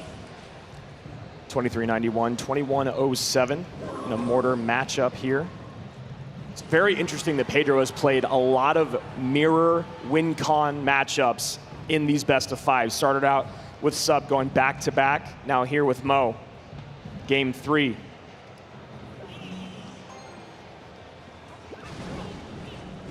.135 left, and both players just kind of stalling, waiting, and here's the push from Muhammad Light, and forget stalling, forget waiting, he's going all in. And Boss Bandit there, he was to slow, but that ability should get a decent amount of value once again as the Boss Bandit turns around, does not dash to the Doctor, and the Doctor untouched crossing the river, got to spend even more. Does Pedro, 1957, 2066. The only grace he has is the fact that the Cannoneer Tower starts with less HP. Evo Skeleton Barrel trying to take out the minions, and that's exactly what's going to happen. And Muhammad Light doesn't have a lot of elixir. Ice Wizard going to be forced out. Does he have the fireball? He does. That should be a lot. Oh, perfect gang there from Mo, knowing how this deck is built, considering he's the one that made it popular this weekend. And right there, Evo Skeleton Barrel going to be able to lock onto the mortar, take it out completely. Minions in response, and a defensive mortar forced out as well. How expensive that Boss Bandit is and how it dashes all over the board. Not really a great distraction for an opponent's mortar. So Pedro forced to use a mortar of his own defensively. Goblin Gang at the bridge trying to take it out in time, and that's exactly what's going to happen. Defensive arrows. Doesn't matter that the mortar's out, you still need to take care of the Goblin Gang. High E-Wiz takes out the Skeleton Barrel perfectly. And here is another push from Pedro. This is just push after push, offense against offense. Barrel gets in front of the E-Wiz there, Boss Bandit in. Cannon Cart plus Cannoneer doing a good job cleaning everything up. Dashes to the wrong side. And I don't know if that was an overspend by Pedro. We'll see if he can defend here. Yeah, it felt like he didn't really get all that much value from those activated abilities. Skeleton Barrel popping on the right side, minions plus the Doctor on the left. And he needs something here to clean up this mortar. E-Wiz distracting enough. His mortar will distract. Cannon Cart comes down. Never what you want to see when you're running mortar. And right there, we should see an Ice Wizard come down, and that's exactly what's going to happen. A pretty healthy mortar on the left side, and it's going to force out a defensive Goblin Gang, but not before it gets 2 shots, and not before it allows Muhammad Light to get aggressive again. Another mortar down. Berserker to distract, but should get pulled out of range in just a second. No, it does not. Mortar comes down just in case for Pedro to play some defense. 1828, 1628, separated by 200 HP. That mortar will take the lead on the left-hand side if it's left undefended by Pedro. Wow, and again, Muhammad Light forgetting about the mortar, just going in aggressive with his Goblinstein, and it's going to set himself up for another Evo mortar on the left, plus Skeleton Barrel. Evo mortar almost locks again. Pedro gets his defensive mortar down just in time. Goblin Gang going to distract for one shot, going to need something else for the next. Goblin Gang on defense with the help of the Ice Wiz, no damage, and again, Goblinstein on the left, getting aggressive as he can be. Sometimes the best defense AC is just a whole lot of offense, and that is exactly what Mo's trying to do here. Pedro really could not take that Skelly Barrel drop. He takes the damage, he takes some damage from some of the Larrys as well. 1787, 1321, 20 seconds remain. At this point, Muhammad Light can defend and win out. The Skeleton Barrel does pop. The Ice Wiz does come down too low. 10 seconds left. Can he get back to Fireball? Can he get back to Fireball log? Evo Barrel's in. Fireball. Log. Arrows come down. What are the Skellies? But Mo still wins it. Mo still wins it. What are the Skellies? 30 HP. 30, 23 HP. An insane nail-biter between Mo Light, who now takes the advantage 2-1 in this best of 5. Muhammad Light would have been sick. That one singular skeleton, the Cannoneer, it knew its job, it knew its priorities. I gotta take that little guy out. Does it exactly that way, and Muhammad Light now leads 3, 2, 1. You know, sometimes people talk about mortar players being brain dead. They just drop everything at the bridge, everything at the, behind their mortar, in front of the mortar, defend. The aggression and the defense from both of these players was absolutely mesmerizing for that entirety of those 5 minutes. Two very different looks here. AC, the advantage, hard to say. Yeah, exactly. I mean, this matchup, it was just who can play it that 1/10% better. I mean, that was just wonderful to watch. We see the same evolutions, the same concept of a deck, but then the surrounding cards. I mean, Pedro using what Mohamed Light brought to this tournament at the very beginning. Mohamed Light recognizing, okay, if other people are going to copy me, I'll just use what's been in the meta, what's been the staple that we've seen so far. That Ice Wizard put in so much work, got it perfectly timed most of the time, but not all. And Mama Mo locked in, ready to support her son to try to get that third title and make CRL history. What an incredible back and forth in that game, AC. So excited to see what the rest of this set has in store for us. And that was just, you talk about one more fireball. Yep. One more skeleton barrel drop. How about one more log in the entirety of 5 minutes? Not able to find one moment to get an extra fireball on tower. Mo never giving that much value. He was locked in. Pedro was on the right side that entire game, but never able to get that extra 23 HP that he needed to steal that game. And now we find a moment where Pedro back up against the wall. He has got to sweep Mohamed Light for this next couple games, or he'll be sent home, world number 3. World number 2 back in 2023, but that ever elusive championship still out of reach. Can he do it? Game number 4, Pedro's life on the line. Let's go.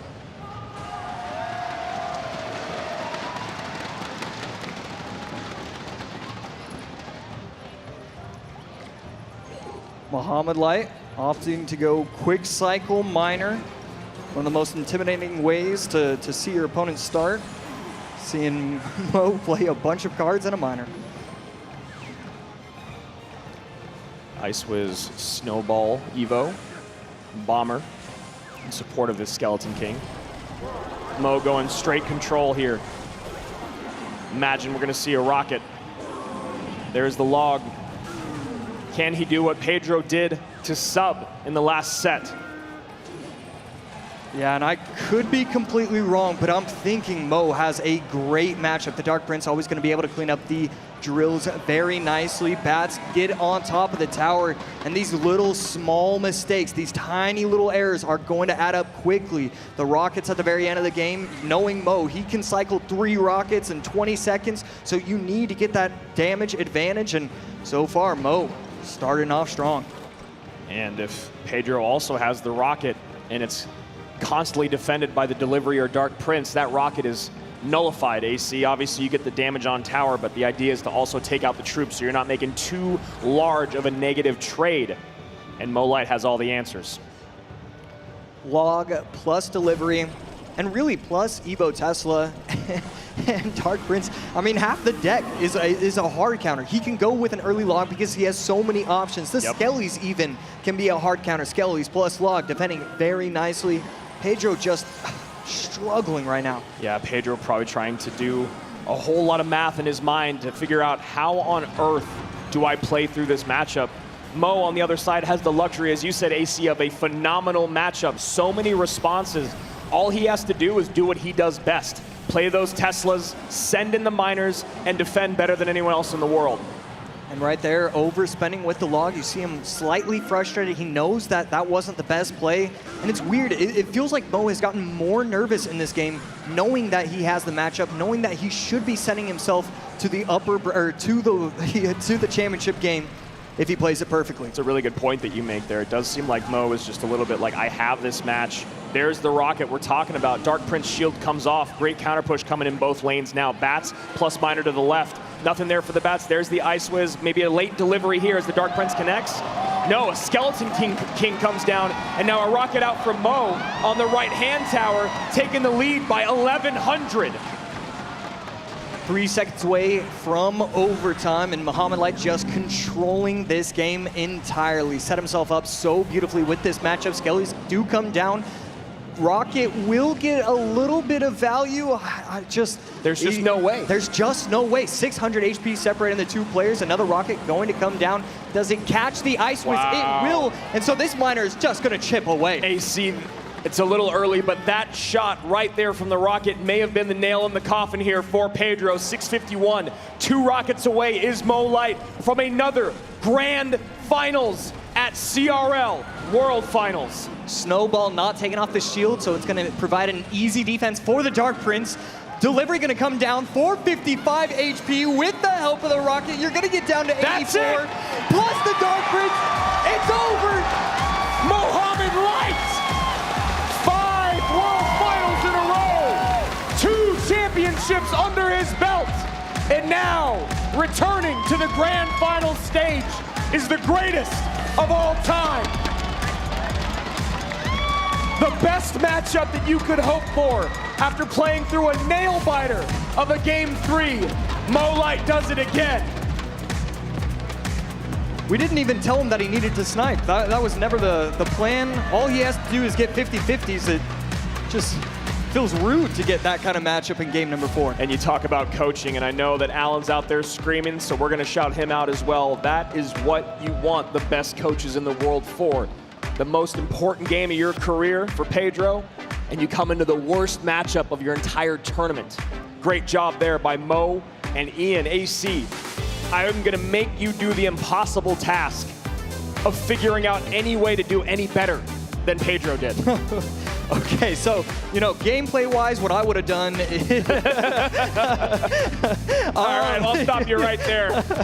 There's no way. Yeah, there's no way. I thought what he did was great. I thought he was trying to get in Evo snowballs. He was trying to do everything possible, but there's just too many options. The Skellies plus the Dark Prince plus the Lock. Those 3 in tandem, you're not ever getting past Mo.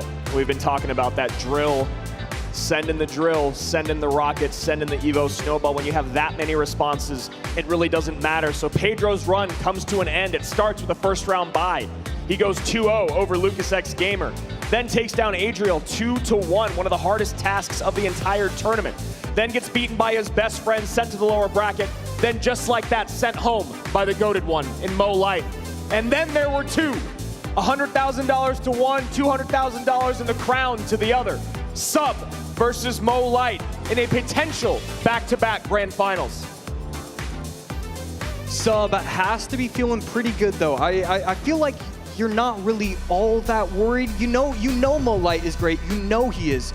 But really, what he showed today and what Mo Light, I mean, it was 3-1, 3-1. So, you know, there's nothing that he did that Sub didn't do as well. And so I feel like that has to be a pretty good sign for Sub. The only man to beat Mohamed Light this entire weekend is the one he's running into in the grand finals. As we talked about before, Stats Royale was this place where Mo ran into someone, you know, in Pedro. That was a rematch there. Sub has obviously ran into Mo many times in their career. Favor has always gone basically to Mohamed Light. Sub trying to rewrite the script. And my goodness, if you didn't catch all the action live, let's take a look back at that beautiful best of 5 here.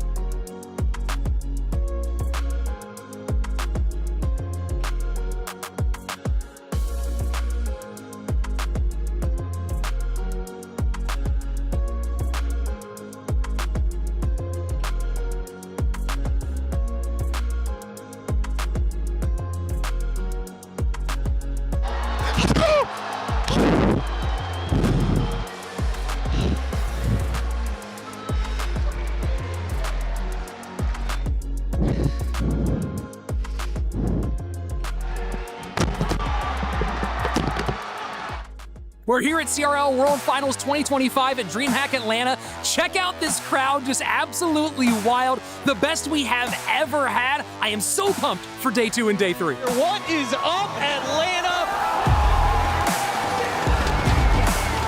CRL Finals Atlanta, DreamHack. Energy of the crowd, the commentating, just awesome to be in the same room as all these other Clash players. We're Spirit Goblin. I'm a barbarian. And I'm a wizard. Yeah, I'm the King Tower and she's the Princess Tower. Now it's Halloween, you know, why not dress up? Oh yeah, we both love the game. It's super lovely. It's my first time here in the World Finals. I love it. The crowd, the atmosphere is amazing. It's amazing. No, we're from New York. We're from Missouri. I flew out from LA. I couldn't resist, and I'm glad I did. It's going great. A lot of great competition, a lot of great games. I really like seeing a lot of E-Giants. Game over. Pedro doing what E-Giant does. All these guys playing at the highest level. This is why we had to make the trip. I'm just waiting to see the grand finale, you know? DreamHack is Clash Royale's event, for sure.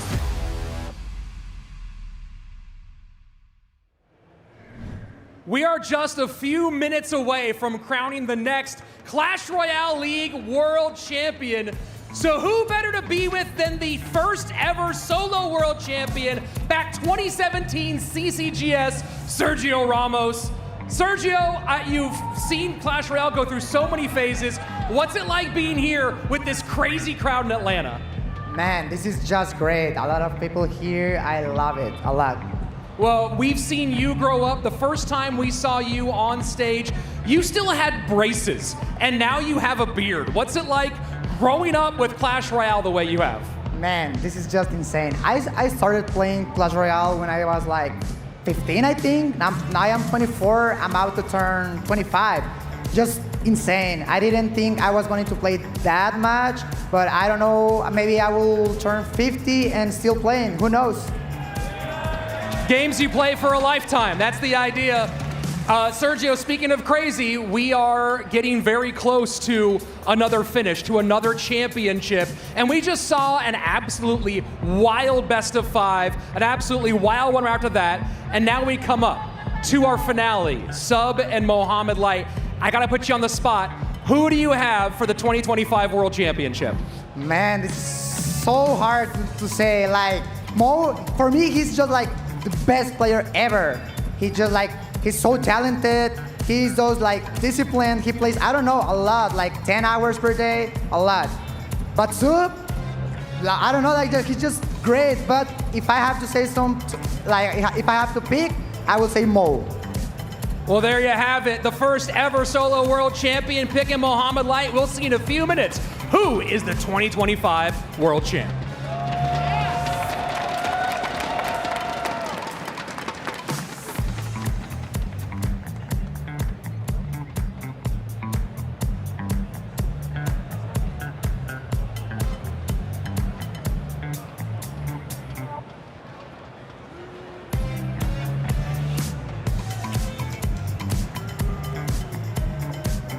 Hundreds of millions have tried, only 2 have succeeded.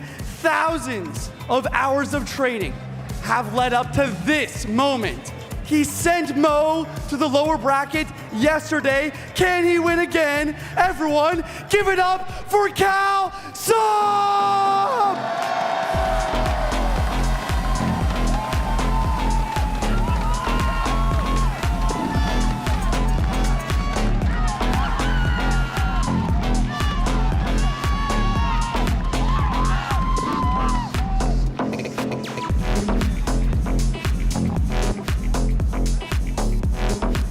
He's a man who needs no introduction.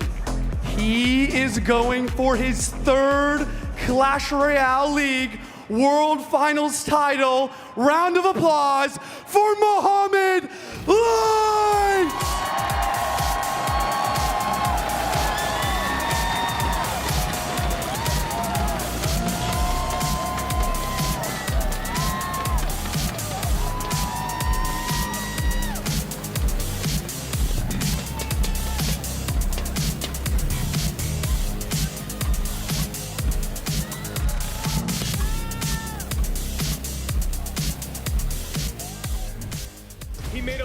bracket run in 2022 when he won his first championship. Can he do it again to win his third? Only me and Mugi have 2 championships, and if I were to win this one, I would have the most in history. But there's not enough time, and Mo Light is gonna have to repeat a lower bracket run. Sub gets it done. Por causa que, como eu falei, todo mundo acreditava, como você falou, todo mundo acreditava no Mohamed. E pô, ganhar de um cara desse, você ganha confiança e isso é ótimo para os próximos jogos. Since I already faced Sub and unfortunately I lost, I'm going to figure what went wrong and find an alternative strategy that can work. Treinei bastante, me dediquei bastante, analisei bastante, justamente contra o Mohamed, que é um cara que 2 vezes campeão mundial, então tem que ter preparo a mais. E é isso. May the better player win. And history is upon us. Either a first-time, 3-time world champion or the first ever Brazilian world champion. And Rich, we're back on the desk for grand finals once again.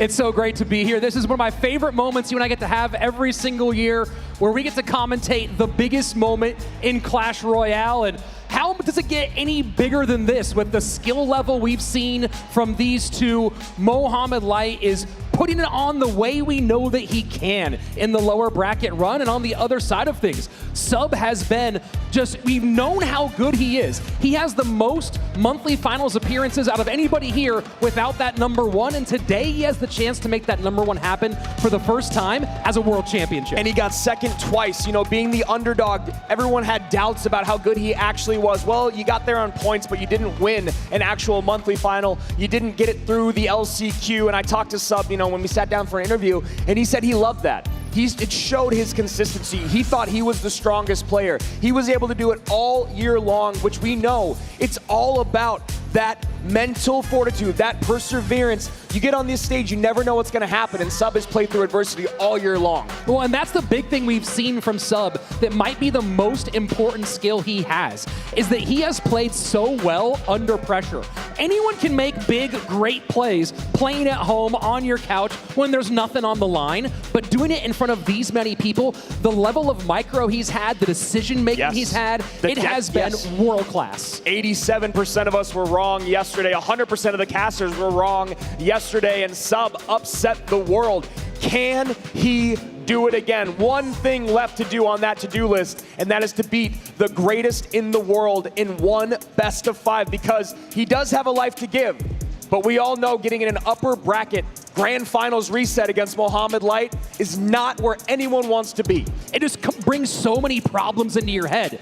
You go, hey, I had it right there. This cushion, this feeling of maybe it's all gonna be okay. The security blanket goes away. Absolutely. And it's just you, your device, and the guy across from you. That gets scary. And honestly, you get that deep into the deck pool and you have to start innovating what you want to bring out, when you want to bring it out in the second best of 5. And we just saw Alan pick apart those decks from Pedro, especially in that final game. When you look at that matchup, I mean, that's a 90-10, that's a 100-0 matchup. And that is all Sub wants to avoid in this next best of 5. And of course, you mix that deck picking with some of the traps that Mohamed was laying during that game, and you're just, GG, well played, good luck next year. And that's such a great way to put it, as the traps that Mo laid. Let's see what the audience said about this grand finals. Were they swayed by the great plays from Sub? He gained a % or 2. 2% he gained after pulling off one of the greatest runs in CRL World Finals history. He gets 2 more people out of 100. Well, let's go ahead and take a look at what we've been doing here and my prediction.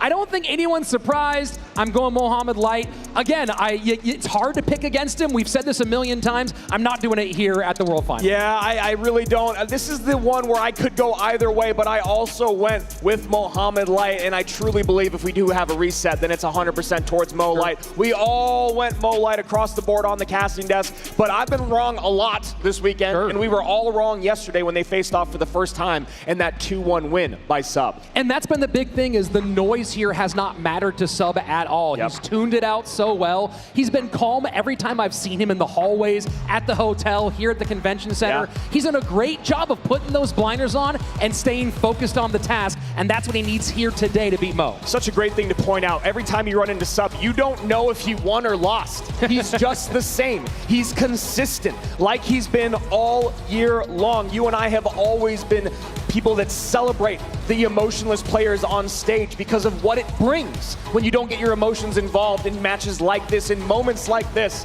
And both these guys are nails when it comes to nerves. And you see there what we're playing for, the crown. Only one can wear it. Who will be the 2025 Clash Royale League World Champion? Sub Mohamed Light, $200,000, and the title starts now.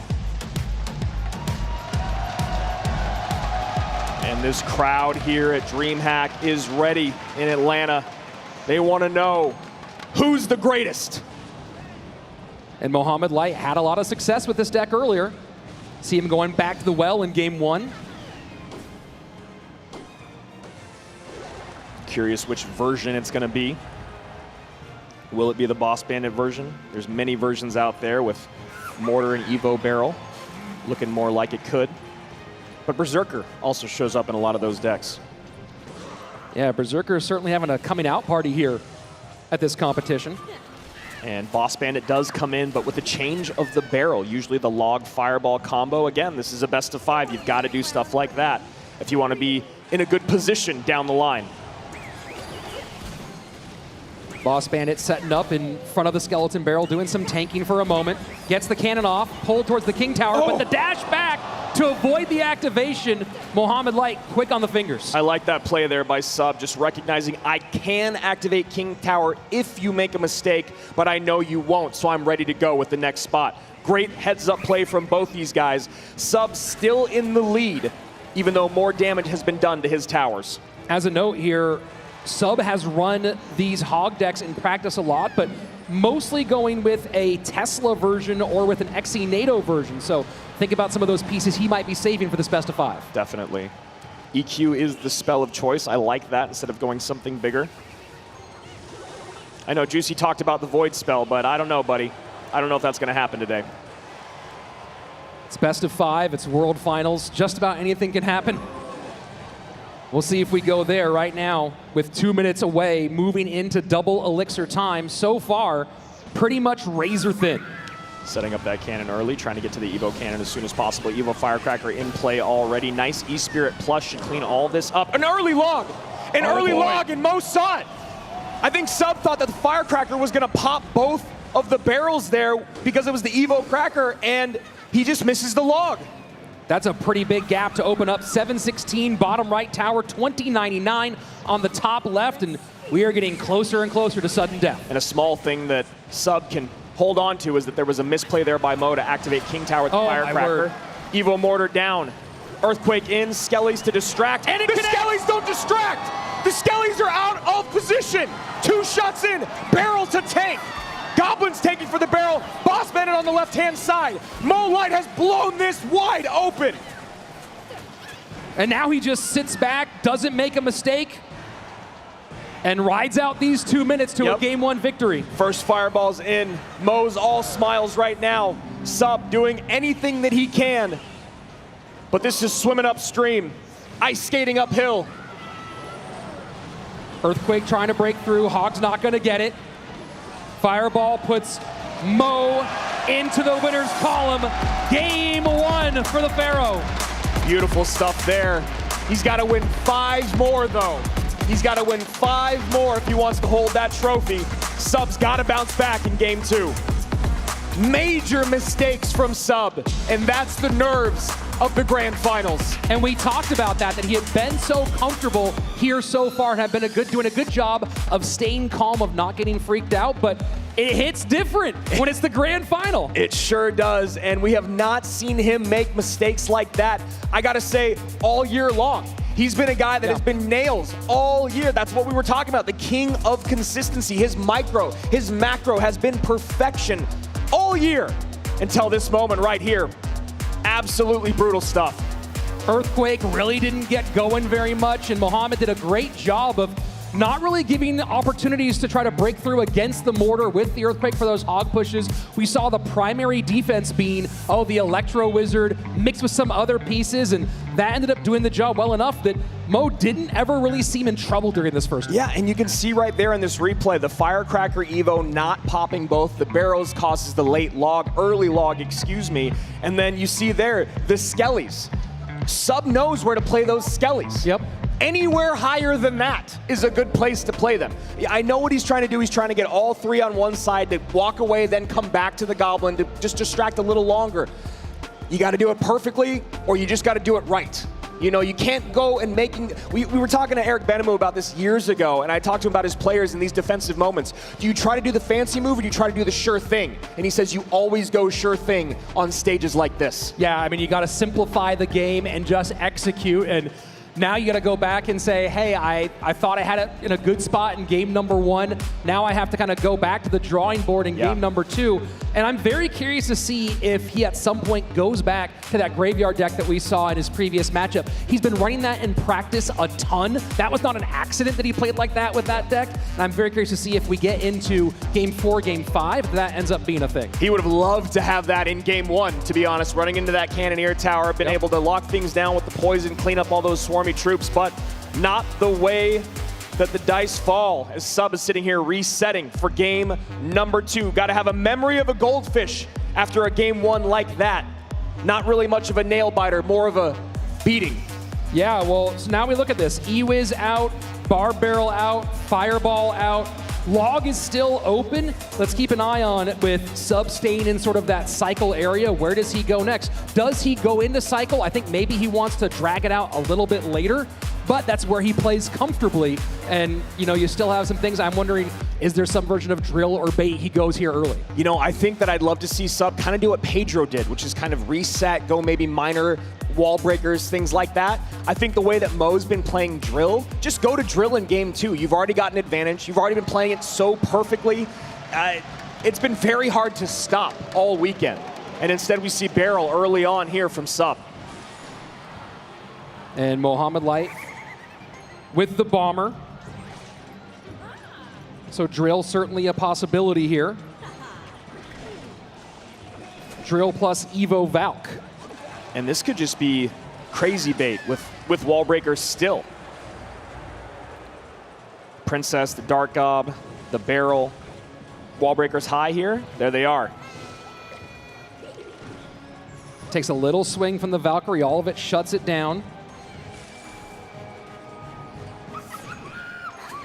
And with Mo Light looking like he's playing drill, this is going to be very, very interesting when you start working that Evo snowball into the equation.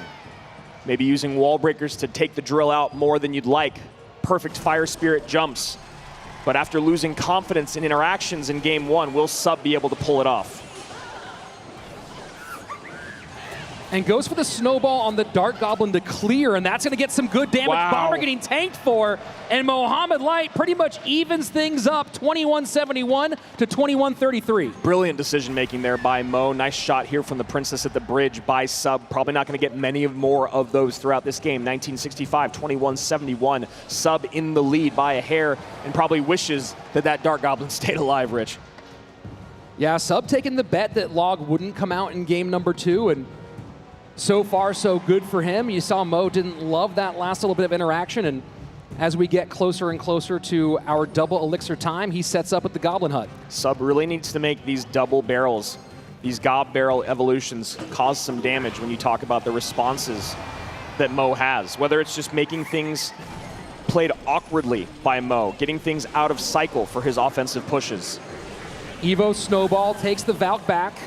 And there we go. Wow. That's exactly what I was talking about. If you're going to defend that way, you have to have the perfect Fire Spirit jump, and his micro is just not on right now. We've seen the hands shake on stage before, and while we have the face cam, we don't have the hand cam at this World Finals. Would have loved to see that barrel go opposite side. Have the real Goblins on the left-hand side with the tank. Instead, pretty clean defense, 1845 to 1822. Both players doing a great job of consistently pressuring both lanes, and you see it paying off here for Sub as he now puts both towers under 1900. And trying to get some princesses on the board, but giving poison value is Sub. Dark Goblin dropped in the poison. Oh boy. Rich, this is exactly what I am talking about. Sub is out of sorts at the moment. Snowball pushes, forces some more drops to cover, but damage done. 1558 on the right-hand side. And Sub, still in this fight, has got to lock down his interactions yesterday. Keep in mind, if it's super tight as we get late, Sub will have to get on tower. Mohamed Light does have direct spell damage. And Princess stays alive just a little longer than Mo would have liked. Dark Goblin also. And now Princess here to help clean up this Gob Hut. High Valkyrie to block. Beautiful stuff here from Mo. And the Evo Snowball to send everything back. Bomber to try to cover on one side, guards on the other. And does not allow the wall breakers to connect, but damage on the left-hand side is massive. Yeah, down to 1221. Real Goblins do a lot of damage there. Valkyrie up high to protect against this Princess. Valkyrie on the other side to protect the Dark Goblin. Sub turning the pressure up, building some confidence. That should go down. Final minute, triple elixir flowing. And just gonna eat some of that. No, he does not. Last second Valkyrie. Bomber taken off the board, but does do the job against the Dark Goblin. Not only does Sub have the lead, but he has both lanes, and that's gonna be huge here. Is he can go opposite, but he can also, if he has to, he can win in that right-hand side. And I love what he's doing with the princesses here, Rich. You know Mo wants to poison the right side, so make these princesses take over the board. Control the board. Protect your princess. Goblins on the right-hand side take it down to 1280. Mohamed Light in trouble in both lanes. Poison down, gives him the lead, but for how long? Pressure, pressure, pressure here from Sub. He cannot let Mo get back on offense. Needs to defend. The high drill. The defensive drill, will it be enough? That's enough! Mohamed Light, brilliant in defense, takes a 2-0 lead. Insane pressure from the Brazilian. Starts recognizing to stack the princesses late, knowing Mo has to go poison right-hand side. And then the last second defensive drill, you see him go, that was pretty smooth. I mean, that was as smooth as it could be. And you saw two things there that we talk about maturity at the end. Is, you know, we talk a lot about how you don't want to have to use the Evo Snowball on defense. It means you're not getting that offensive damage. He uses it to buy himself enough time to reset. And then the drill on defense as well. He knew, hey, you cannot get directly on my tower unless I let you. I have the lead, I'm locking it down. It's so easy to lose a game when you feel like things are going your way. You're in the lead. You can race to the finish line. Mo holds for pause, recognizes, like you said, I need to reset. I need to slow things down. I need to spend my elixir defensively. I've already got the lead. As long as he doesn't get more damage in, I will win this. And that's exactly what the Pharaoh does and takes 2-0 lead here in our first upper bracket grand final, excuse me, our grand finals here. And this is where Sub needs to figure out how to quiet that little voice in the back of your head, the one that starts saying, oh my God, I don't know if I can do it. Am I ready for this? Can I work my way out? That voice has to be strangled and buried at this exact moment. And you know, you could start to see it in his gameplay as that game kind of evolved. You could see him getting better with his micro interactions. You could see him kind of understand what was going on all across the board in a macro sense. But the problem is he just gave up too much too early on. Mo Light saw it. He saw blood in the water, just like a shark. He goes after him relentlessly. And then he goes, okay, Sub, you started to clean some stuff up. Let me now slow down, as you said, reset, play some better defense. And it was just beautiful stuff here from the Goated one. Yeah, I mean, he took care of business as you expect, and now we get into this real question as, hey, if Sub is gonna win in this first best of 5, he has to win in the championship rounds, in Game 4 and Game 5. And we talked about this in the best of 3s, where you're looking at kind of that rhythm of typically it's gonna be one cycle deck and a couple of big, or one big and two small. And in this case, he now has 3 ahead of him and he's gone cycle twice. Yeah, and that control deck, that Dark Prince Tesla Minor Rocket deck is just lurking in the wings, oh my Lord. if you will, knowing that it's going to be near impossible other than getting another minor control deck basically against him to defend that. Or maybe that's when you bring out Graveyard, right? It maybe just fares a little bit better. Obviously, drill the worst case scenario, but at least maybe if you can minor, you can meet him in damage, you can go that control against against each other, or if you can get Graveyard in, you at least have a way to get more damage on tower than those drills that were completely useless in the last set. I love that you used lurking for that minor rocket deck because now that we've seen the rhythm he can get into it, it feels like it's about to call Sub at home and say, what's your favorite scary movie? And honestly, if I'm Sub, I gotta be scared of that deck because Mo's got 2 lives to give, and it covers so much because it just relies on him doing what he does best, Mohamed Light, which is defend and just get miners out. Here we go, game 3. Will this be a clear sweep in our first grand finals, or will Sub be able to turn things around? Other big question here is if Sub goes cycle, which it looks like he's gonna be doing, what does that leave him for games 4 and 5? Right, it's pretty easy to put him on some stuff when you get into the championship rounds, now that we're 3 cycle decks down. And we see the Tesla and log out already for Mo Light. Looking like it could be a version of Mortar here from Sub.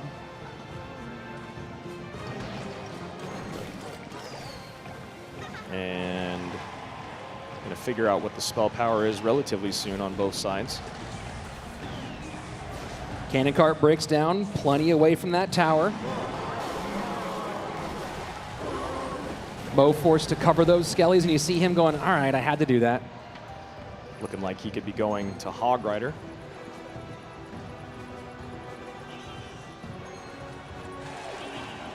Good little bit of pressure here from Sub on the left-hand lane, and now going back to the right. Tesla out for Mo.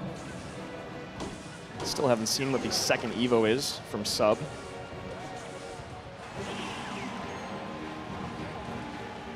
As a gang for pressure and a late Fire Spirit. And it survives. Beautiful interaction there.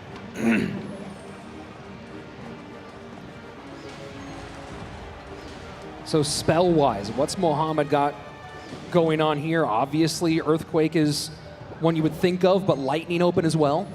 And there you go. Lightning comes down in the back there. Mo at 2766. The one nice thing is the Lightning is so expensive, you can start to stack cannon carts one side, Kelly King the other.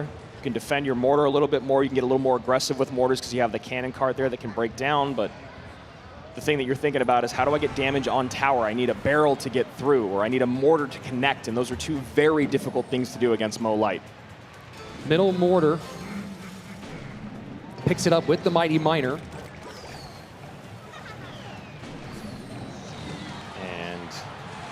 Cannon cart. It's getting a lot of lightning value there, maybe trying to bait it out of Mo, and he does take it. But these are going to be some big hits. 2 from the Hog, I believe. Oh, it stops the second. And now the mortar down. Evo mortar in play. Fire Spirit, wow! Perfect timing on that Fire Spirit. Bat goes down just in time. Skelly Kings in both lanes. Evo Firecracker trying to work on the defensive side. Mortar still at about a 3rd health. He needs his arrows to get rid of that Firecracker right now. Does Sub, not able to do it. Mortar off the board, no damage in. You should expect a little King Tower activation there. That will be helpful in the long run. Firecracker splash goes to the other side. Mo Light still has both lanes at his disposal. Sudden death overtime. And Sub setting up the Skelly Barrel way low. And I like how Mo is just not even, I'm not even going to play with it. Every time that cannon cart's in the back, I'm going to take the lightning value. I don't care what lane it's in. I don't care which tower is lower, at least right now. 90 seconds remain in overtime. Game 3, grand finals. And a bit of a stalemate for Sub. Yeah, he's got to figure out what can he do to get to the second level. He's again in a situation. And that Firecracker is going to be devastating here. Does get a shot in. Mighty Miner bomb goes off as well. And Sub cannot get on offense. Tesla here to block? No. Mighty Miner to kite or distract. Skeleton King looking for it. And a perfect lightning again from Mo. But a shot does get in. Late ability. And that's going to be very little damage. And Mo goes, you almost predicted me, but that one goblin stays alive. Yeah, that arrows feels like a late gasp there, as there was just one little ghostly skeleton there.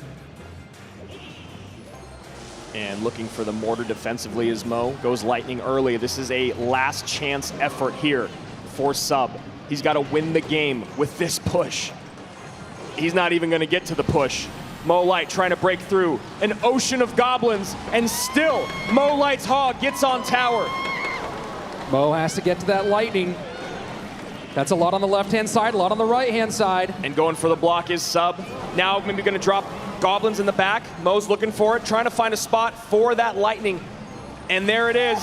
And he gets it! 3 up, 3 down! And he heads right back to get ready for round 2. Sub standing on stage, still wondering what happened. An onslaught. 3 up, as you said, and 3 very quick down from the goated one. That's one of the things about this deck that I find is very difficult to do, is when you're playing against someone that understands a macro matchup, it's so difficult to get damage on tower. If their deck is defensive at all, you are relying strictly on them to make a mistake. And that's not something Mo Light does. At least the Boss Bandit version forces you to make mistakes because of how strong it is, how much damage it does. But this is all cards that have just been in the game for a very long time, very controllable, and Sub not finding a way to break through once. Well, and 2 games in a row where he kind of forces himself, it's tower or die, right? And game number 2 didn't have anything to get direct damage on tower. Game number 3, he just has the arrows. And those arrows will do something, but you're not gonna get much there at the end. So you start getting deeper in that game, you start falling behind, and you start panicking. Yeah. You start trying to make big time plays, and we saw a few times he put Mohamed under pressure, but Mo was just so comfortable, so ready, sitting back there, and he used it to just press the advantage to get that win. And just nothing for 3 games here from Sub. Just felt like he was on his back foot the entire time. Mo had his number from the get-go, and in case you're new or unfamiliar with our format, wondering maybe why this is not all over, we are now in our grand finals reset. There are at most 5 more games in the 2025 season of CRL, and Mo Light is looking for that 3rd title. Man, if I'm back there and I'm Sub, I am just going through everything I've ever done, looking at something. Do I need to get off the decks that I've played so far? Do I need to completely change directions? Keep in mind, we saw 3 cycle decks back to back to back, and Mohamed Light was just covered.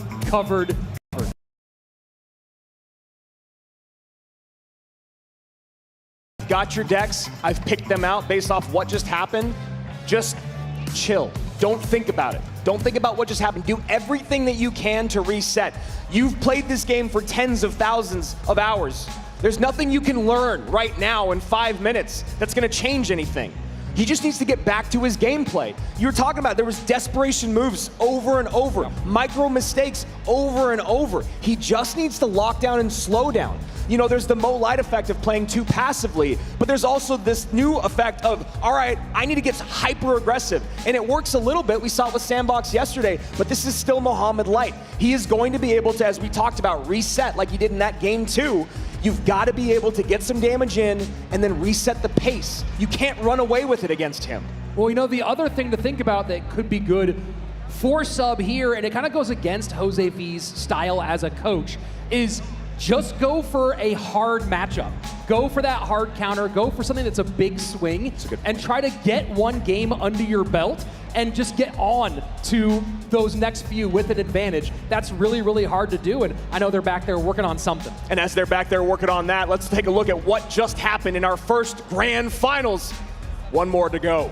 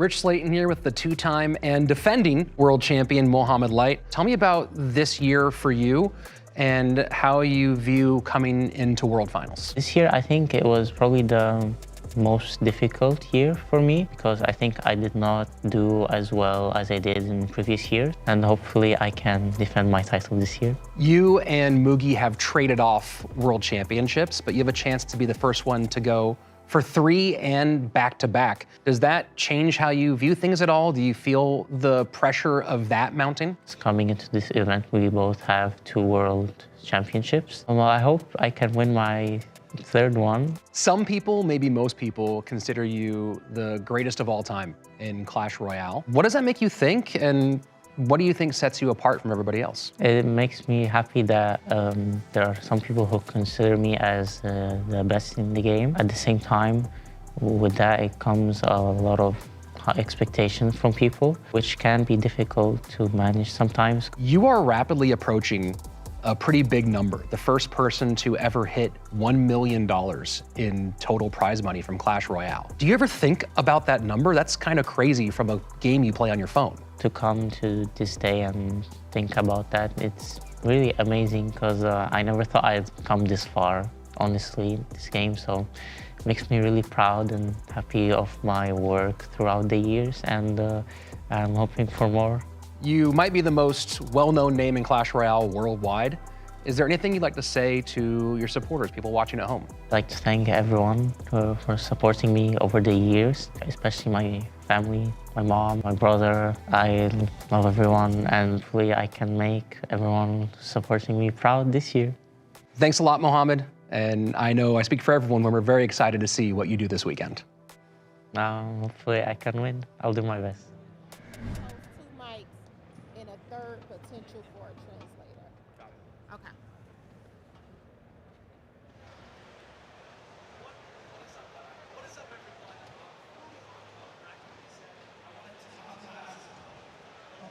This last match, the telestration here is going to be huge.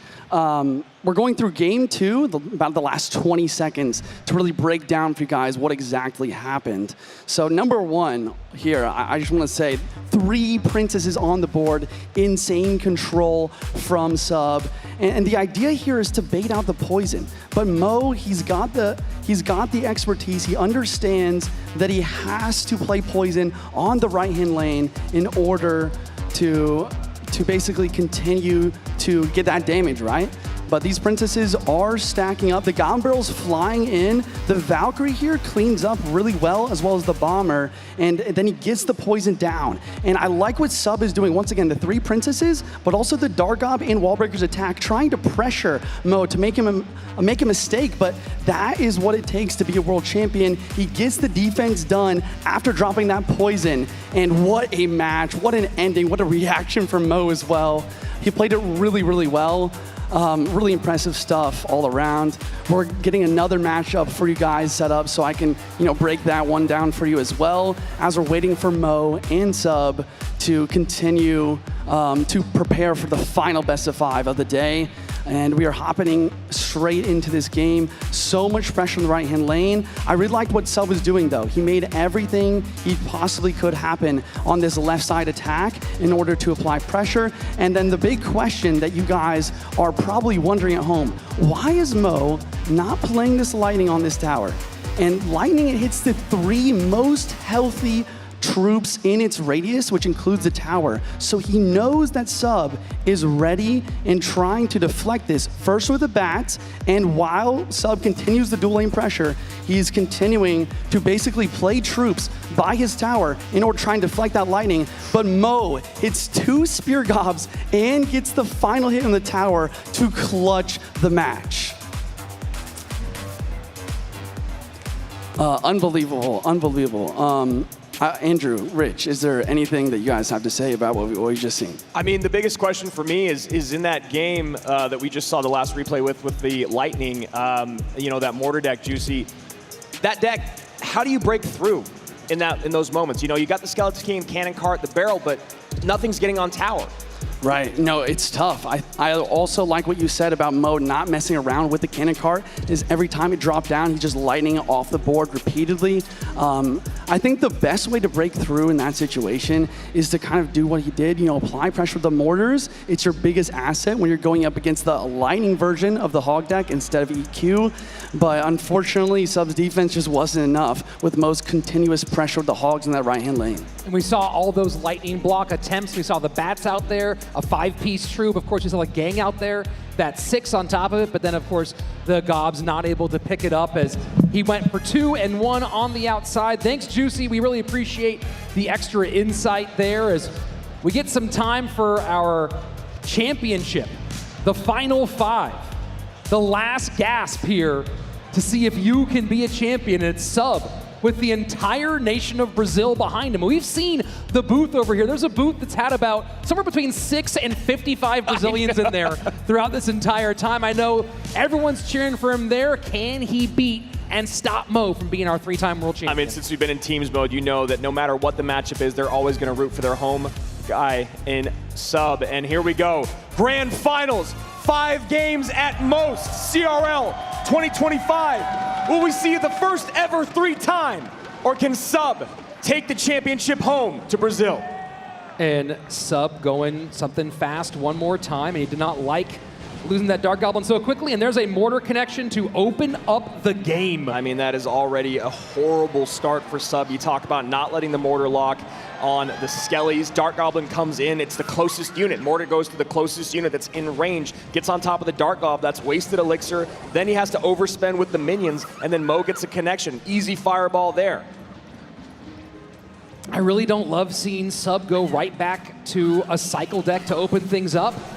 I don't believe that mortar gets there. No, not with the Goblin Gang. There is an activation you can pull there. And Mo's done it during World Finals. Yep. You know, it's interesting in this situation. We're talking about maybe looking for Sub to go with something heavy. He's not super great with P.E.K.K.A. Gob Giant, with E-Giant, with Golem. He's okay with things like Graveyard, the Lava deck. We might see him go Lava, P.E.K.K.A. Bridge Spam. But those big, heavy ones that are usually the massive swings, not really in his wheelhouse. Yeah, and I do understand how strong they are in the meta right now, but it's always so tough to kind of, place and pray, as we say when we talk about heavy decks. We always talk about outplayability with faster cycle decks, which is why you see Sub continuing to go that direction.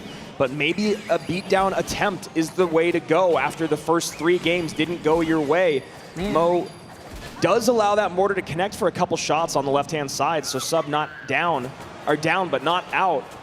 And this boss bandit should be cleaned up by that Berserker. Yeah, you saw Mohammed try to get the Goblin Gang down in time, timed with that boss bandit reset ability, but it was a little bit too far outside. Mortar goes ahead and connects, and Sub's right back in this one.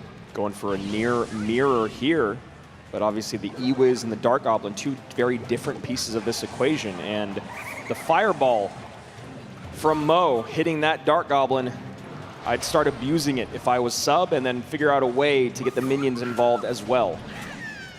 And there you go, minions high, Fireball's out. And there's the Dark Goblin, just the way you want to see it. That's going to be, I was just going to say, that's going to be so much of this matchup, Rich, is trying to get that Fireball out from Mo and then abuse the other card that is best used with, or best defended with Fireball. And what a smart Skeleton Barrel up there at the top, knowing that it was going to get taken down and pop those skeletons to control those boss bandits. Yeah, Skeleton Barrel is just such a great siege defense, after its evolution especially. You talk about that double drop, it does so much damage, and then your opponent sits there and goes, is it even worth trying to take care of the Skellies? Fireball in, now the minions come down. There you go, Clockwork. Clockwork usually doesn't work against Mo Light, though. Sudden death overtime. Mohammed Light with a fairly solid lead, 1570 on the left-hand lane, 1728 on the right-hand tower for Sub. And I was just going to say, I'd love to see a high Dark Goblin there, but almost on walking towards the other side. Now maybe giving some value here. And just continue to chip away in both lanes. We talk about the things that Mo does very well. It's early dual lane pressure. And the interactions with the boss bandit definitely going in Mo Light's favor, at least in this instance. 1570, 2084, game 1 of our upper bracket grand final reset. And you see with the lead right now, he's comfortable to go defensive border and just be the one controlling. Still trying to figure out what that last card is from Sub. Feeling more and more like it is Lightning. Let's make this quick. Evo Mortar sets up on the right-hand side. Final minute, triple elixir. The last thing that Sub can have happen is to go down 4 in a row. Dark Goblin gets sniped there. And Sub, once again, just finding an incredibly difficult time breaking through. Maybe he heard us talking about how that other deck doesn't work very well, but this one also really struggling to get on tower. And arrows, once again, Yep. Makes sense, but just not ideal, Rich. And another mortar down for Sub. 18 seconds remains. He needs that mortar to connect and then some. And there's just absolutely no way as another thing on the right-hand side. Boss Bandit breaks on through. Barrel's going to drop down. Sub 4 in a row to his opponent. And only 2 lives to give in his 2025 run. Feels like he's facing off against Thanos. I am inevitable. I couldn't agree more. The crowd can feel it. Sub seems to be feeling it. And Mo knows history is on the line. The first ever 3-time world champion. That'd be a nice title to have back home. You gotta wonder what Sub is thinking about here. You know, I talked about some of his deck pool. He's pretty good with bridge spam decks, lava. We saw that graveyard be played really well. We haven't seen much in the way of Mega Knight decks, and Mega Knight can be good against a lot of the cycle stuff that Mohamed has been playing. Curious to see if he does break away from the cycle comfort and go to that sort of second level of his deck pool. I mean, it just feels like they have tried to throw everything at the wall here against Mo, and nothing is sticking, nothing is breaking through. I mean, again, we talk about the excellence that we've seen from Sub all weekend long, all year long, and right now it feels like Mo is almost toying with him out there on the battlefield. Yeah, this is a difficult spot, and especially when you think about the level of comfort that Mo already has with deck picking. And you think about this phase of it, right? We talk about the nerves when you're actually playing the game itself, but the nerves in this period when you're trying to go through, remember your progressions, you have your sheet in front of you and make those choices. The confidence level that Mohamed Light has when he's making those deck picks here, Sub has certainly been in this position many times, but it's a little bit different, and you're trying to make that choice that's the do or die choice. I feel like the decision fatigue, the lockout must be so difficult. Yeah, I mean, absolutely, because you're trying to anything that you can, and we know how important that is. I mean, infamously, we talk about, I mean, Mo could have already maybe been a 3-time champion had he not picked wrong on stage, brought the wrong piece of paper out, right? Well, it seems like right now, Sub might have the right piece of paper, but just not the right decisions to make.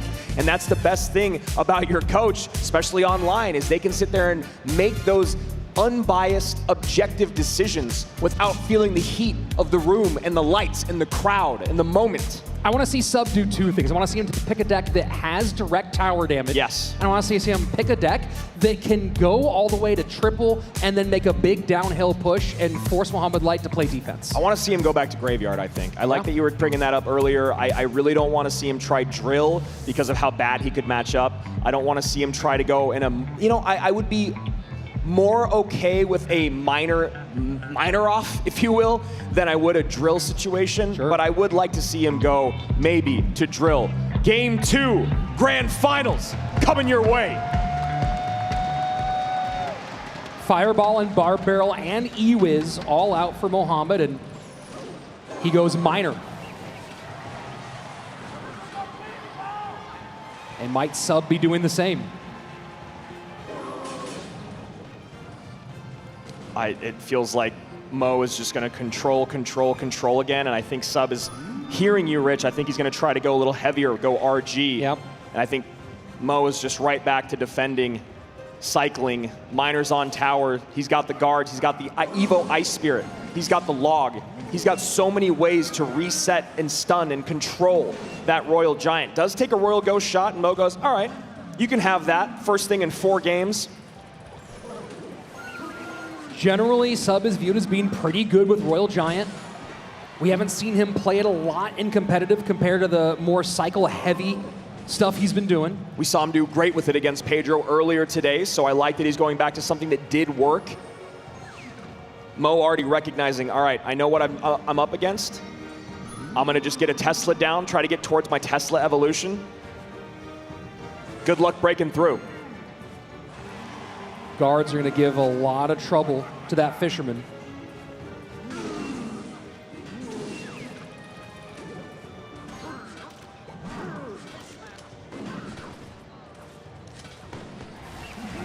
And the tension in this room right now, Andrew. Yesterday we said it, I can echo it right now, as there's hundreds of people behind us and you could hear a pin drop. Waiting, hanging on bated breath to see, will the GOAT be the first ever to repeat the first 3 time? Or can the Cinderella story of Sub continue on? First Royal Giant. I just don't know how you're going to break through, how you're going to beat the cycle. Teslas are out early. Guards are always there to protect the Fisherman. Logs and Ice Spirits. Oh my. Oh my, indeed. Evo Tesla out preemptively. I mean, and look at that. That's just one of those things where you're like, I don't even care about playing my Evo when you're not on offense. I just need to, just Sim City, as we call it. Buildings down. Always going to have that second building ready. You have another RG, I have another Tesla.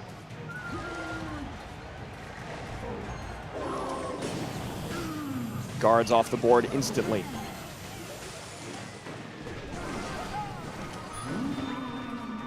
Lead is, for the moment, for Sub, 27-13 to 26-68. From the top right of your screen down to your bottom left. And now Sub gets aggressive at the bridge. And hyper aggressive at the bridge. Log plus E-Spirit to clean up the guards. And I was going to say, should get a shot, but there's that Evo Ice Spirit we were talking about. Just so many ways to control this game. The only way to win this is for an Evo Royal Ghost to cause problems on Sub's end. That's what Sub needs to have happen. How can I make the Evo Royal Ghost make Mo spend more than he wants? And Mo goes, I'm very happy to take that tower damage, sir. Thank you. Yeah, we saw him doing that the other day. Throwing this rocket on top of the cycled RG in the back.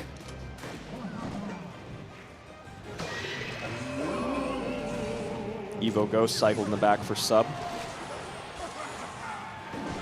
And I like that delivery, going to that inside in the hopes that it would go back and help. Doesn't do it here, gets taken off the board. And now this is what you're talking about. Can the Evo Ghost do a little work? This case, not going to give him much. And Mo still gets the damage on the RG and the tower from the rocket. 21-46, 26-27. 1 minute remains in overtime. Low Tesla here. That's going to give some fireball value. Just, you almost feel bad for him, just like you did for Pedro. There's just no way to break through.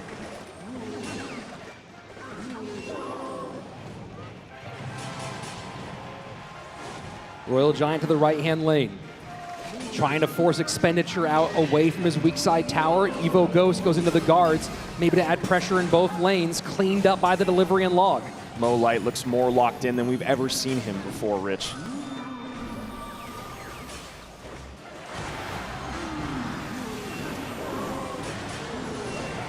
Just a few more moments of defense from Mohamed Light. We see the little smile. 5 in a row.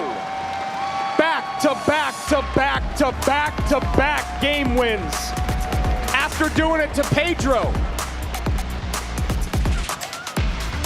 What can you say? I'm speechless.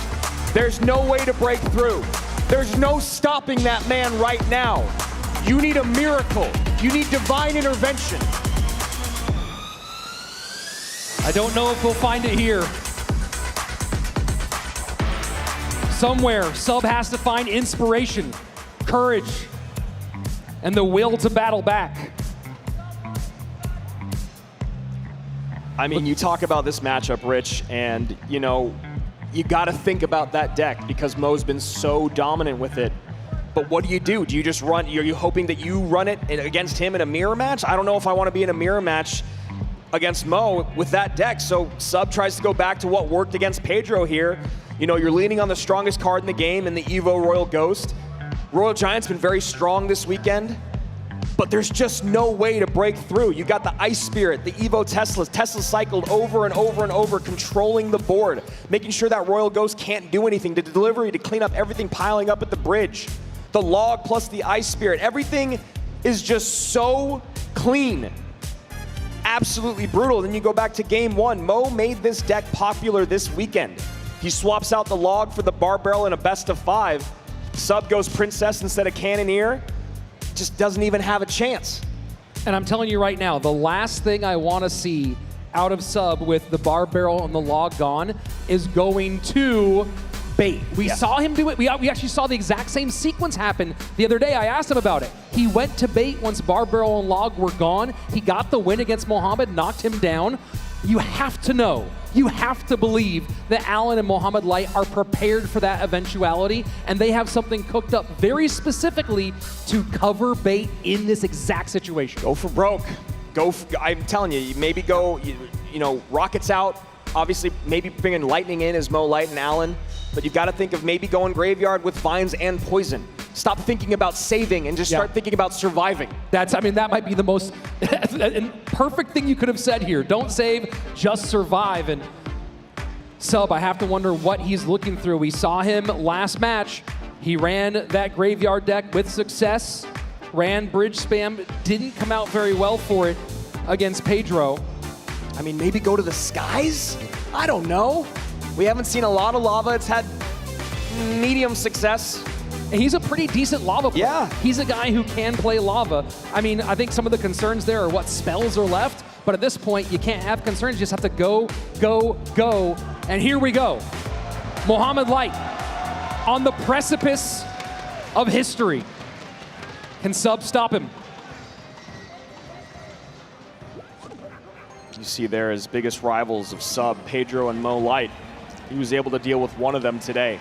The other one, giving him a lot harder time. You see the Gob Cage come out and Mo nod. Maybe he is going to the skies. Yep. Could also be going Piggies. Could be going Piggy Zappies. Zap makes me think to the skies. Zap certainly does feel that way. We have seen him run Royal Hogs pretty well, but Zap would be a strange choice. And Mo going with this very popular bait deck on ladder. We'll see if he's going to rock the Rascals or if he's got a different trick up his sleeve. I like this call from Mo, though, because you know Sub is feeling the pressure, and you have to have your micro interactions absolutely dialed to keep up with this deck that Mo's running, especially when you get to triple.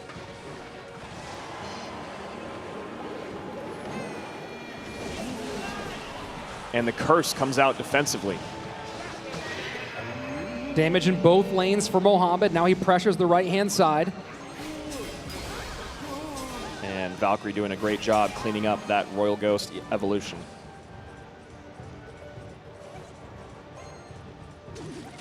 The question is, Rich, a lot of times when we talk about going to the skies, going with Lava Hound, there has to be a moment where you sacrifice damage or a tower usually to get your lava on the board, or you have to make your opponent make mistakes elixir-wise so you get the advantage. As you can see right now, only about 1 elixir up and a couple thousand HP down. Yeah, that's a really tough one. And now that we know that it's going to be no spell, no big spell, obviously you have to contend with the vines. Yep. But if you can keep that flying machine, stack a couple flying machines, start abusing them. And the Goblins on tower. Evo Zap has to come down defensively there. Zappy's stunning, gonna get a double connection on the left-hand side. And the crowd can feel it.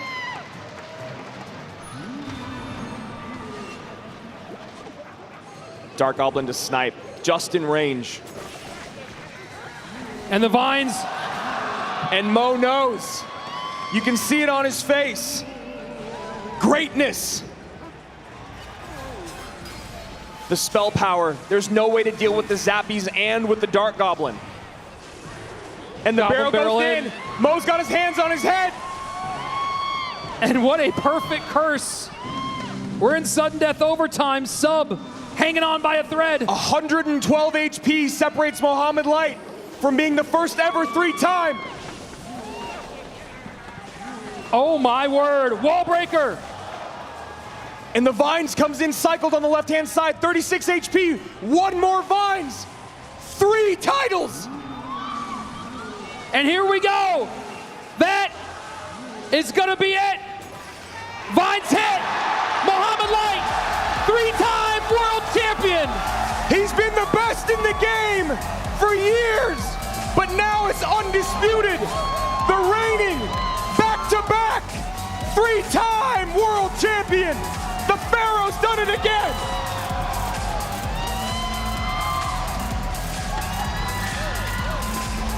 Will there ever be another like him? I don't believe so. That man right there is 1 in a billion. Him and Alan, so much work over the years. And he does it.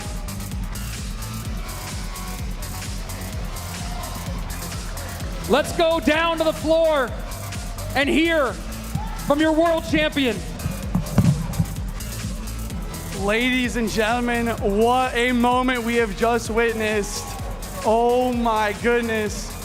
This is the most dominant world finals, grand finals that we have ever seen. One more time, I want to hear in the crowd, give it up for Muhammad Light.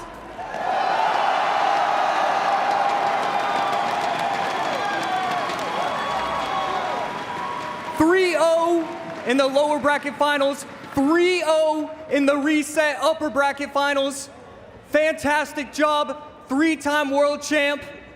Muhammad Light, take your crown. Lift it up, show the world.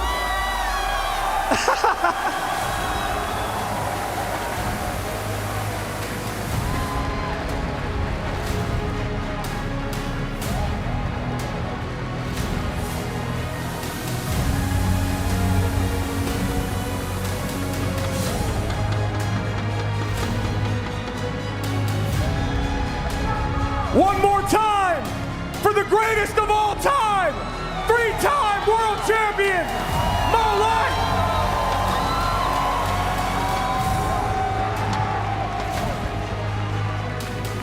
Muhammad Light, you've been called the greatest player in the game for years. Now there's no arguing. 3 titles, 2 back-to-back. What does it feel like to be truly the undisputed greatest player in the history of Clash Royale? I'm hungry right now, so I want to eat.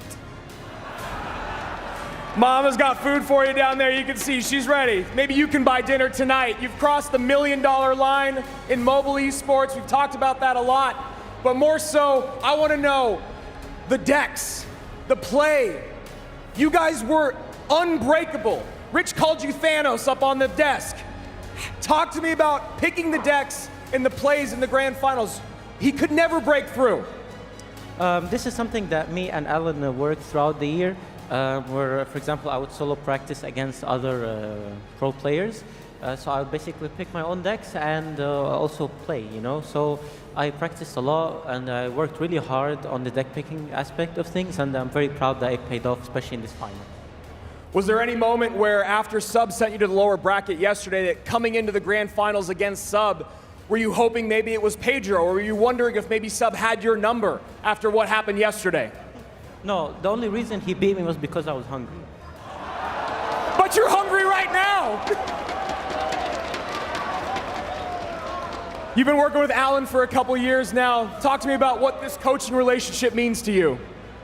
Well, I love Alan. He's an amazing coach. He helped me practice a lot, and he taught me everything he knew pretty much, so we can succeed together. Similarly to Julesy last year, the same method, and it worked twice in a row for me, so I'm very grateful for both Julesy and Alan for their great work with me.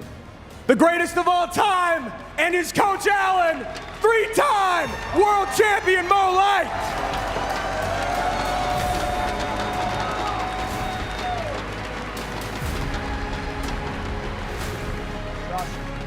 Josh. Everybody here, we want to say a huge thank you. You have made this the best experience in Clash Royale history. You out there are the wildest crowd we have ever seen. Yeah!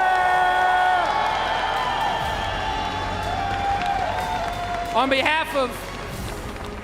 Just want to get final thoughts from our cast and crew here. AC, how are you feeling about this incredible weekend? I mean, come on, the crowd has been incredible. The gameplay has been incredible. This was an amazing weekend.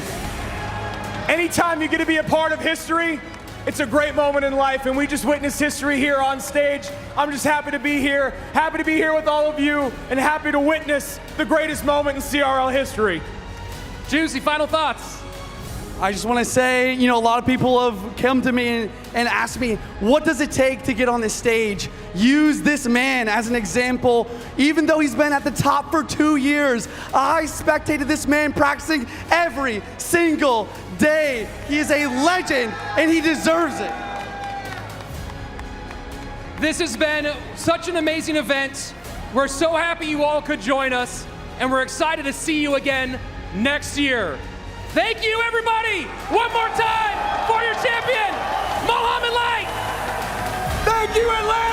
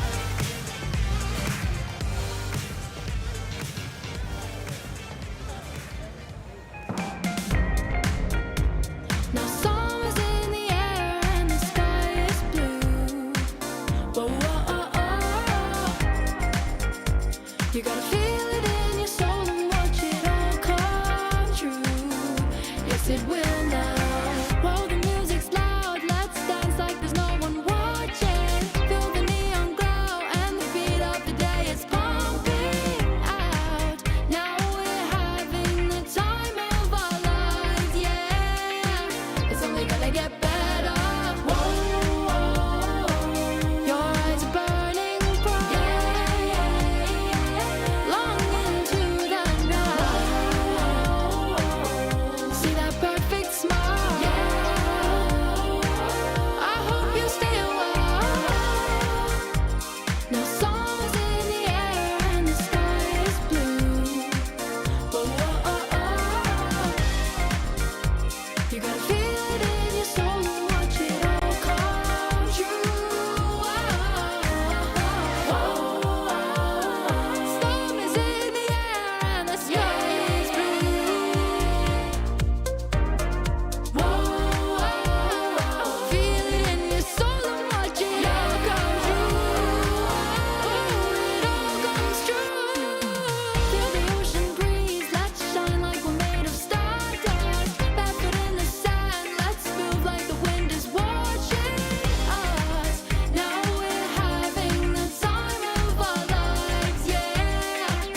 only gonna get better.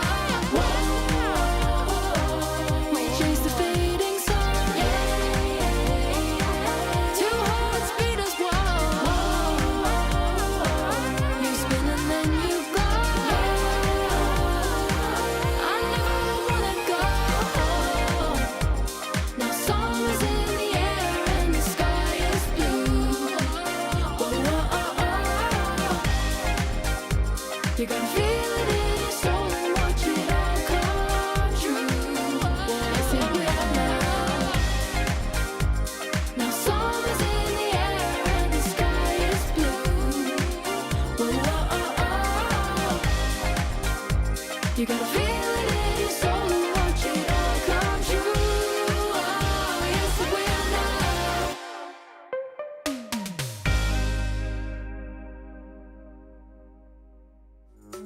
I'm pushing the limit. I'm pushing the limit. I'll take it as far as I can go. So let's go. Whoa. I'm working overtime and I do it right.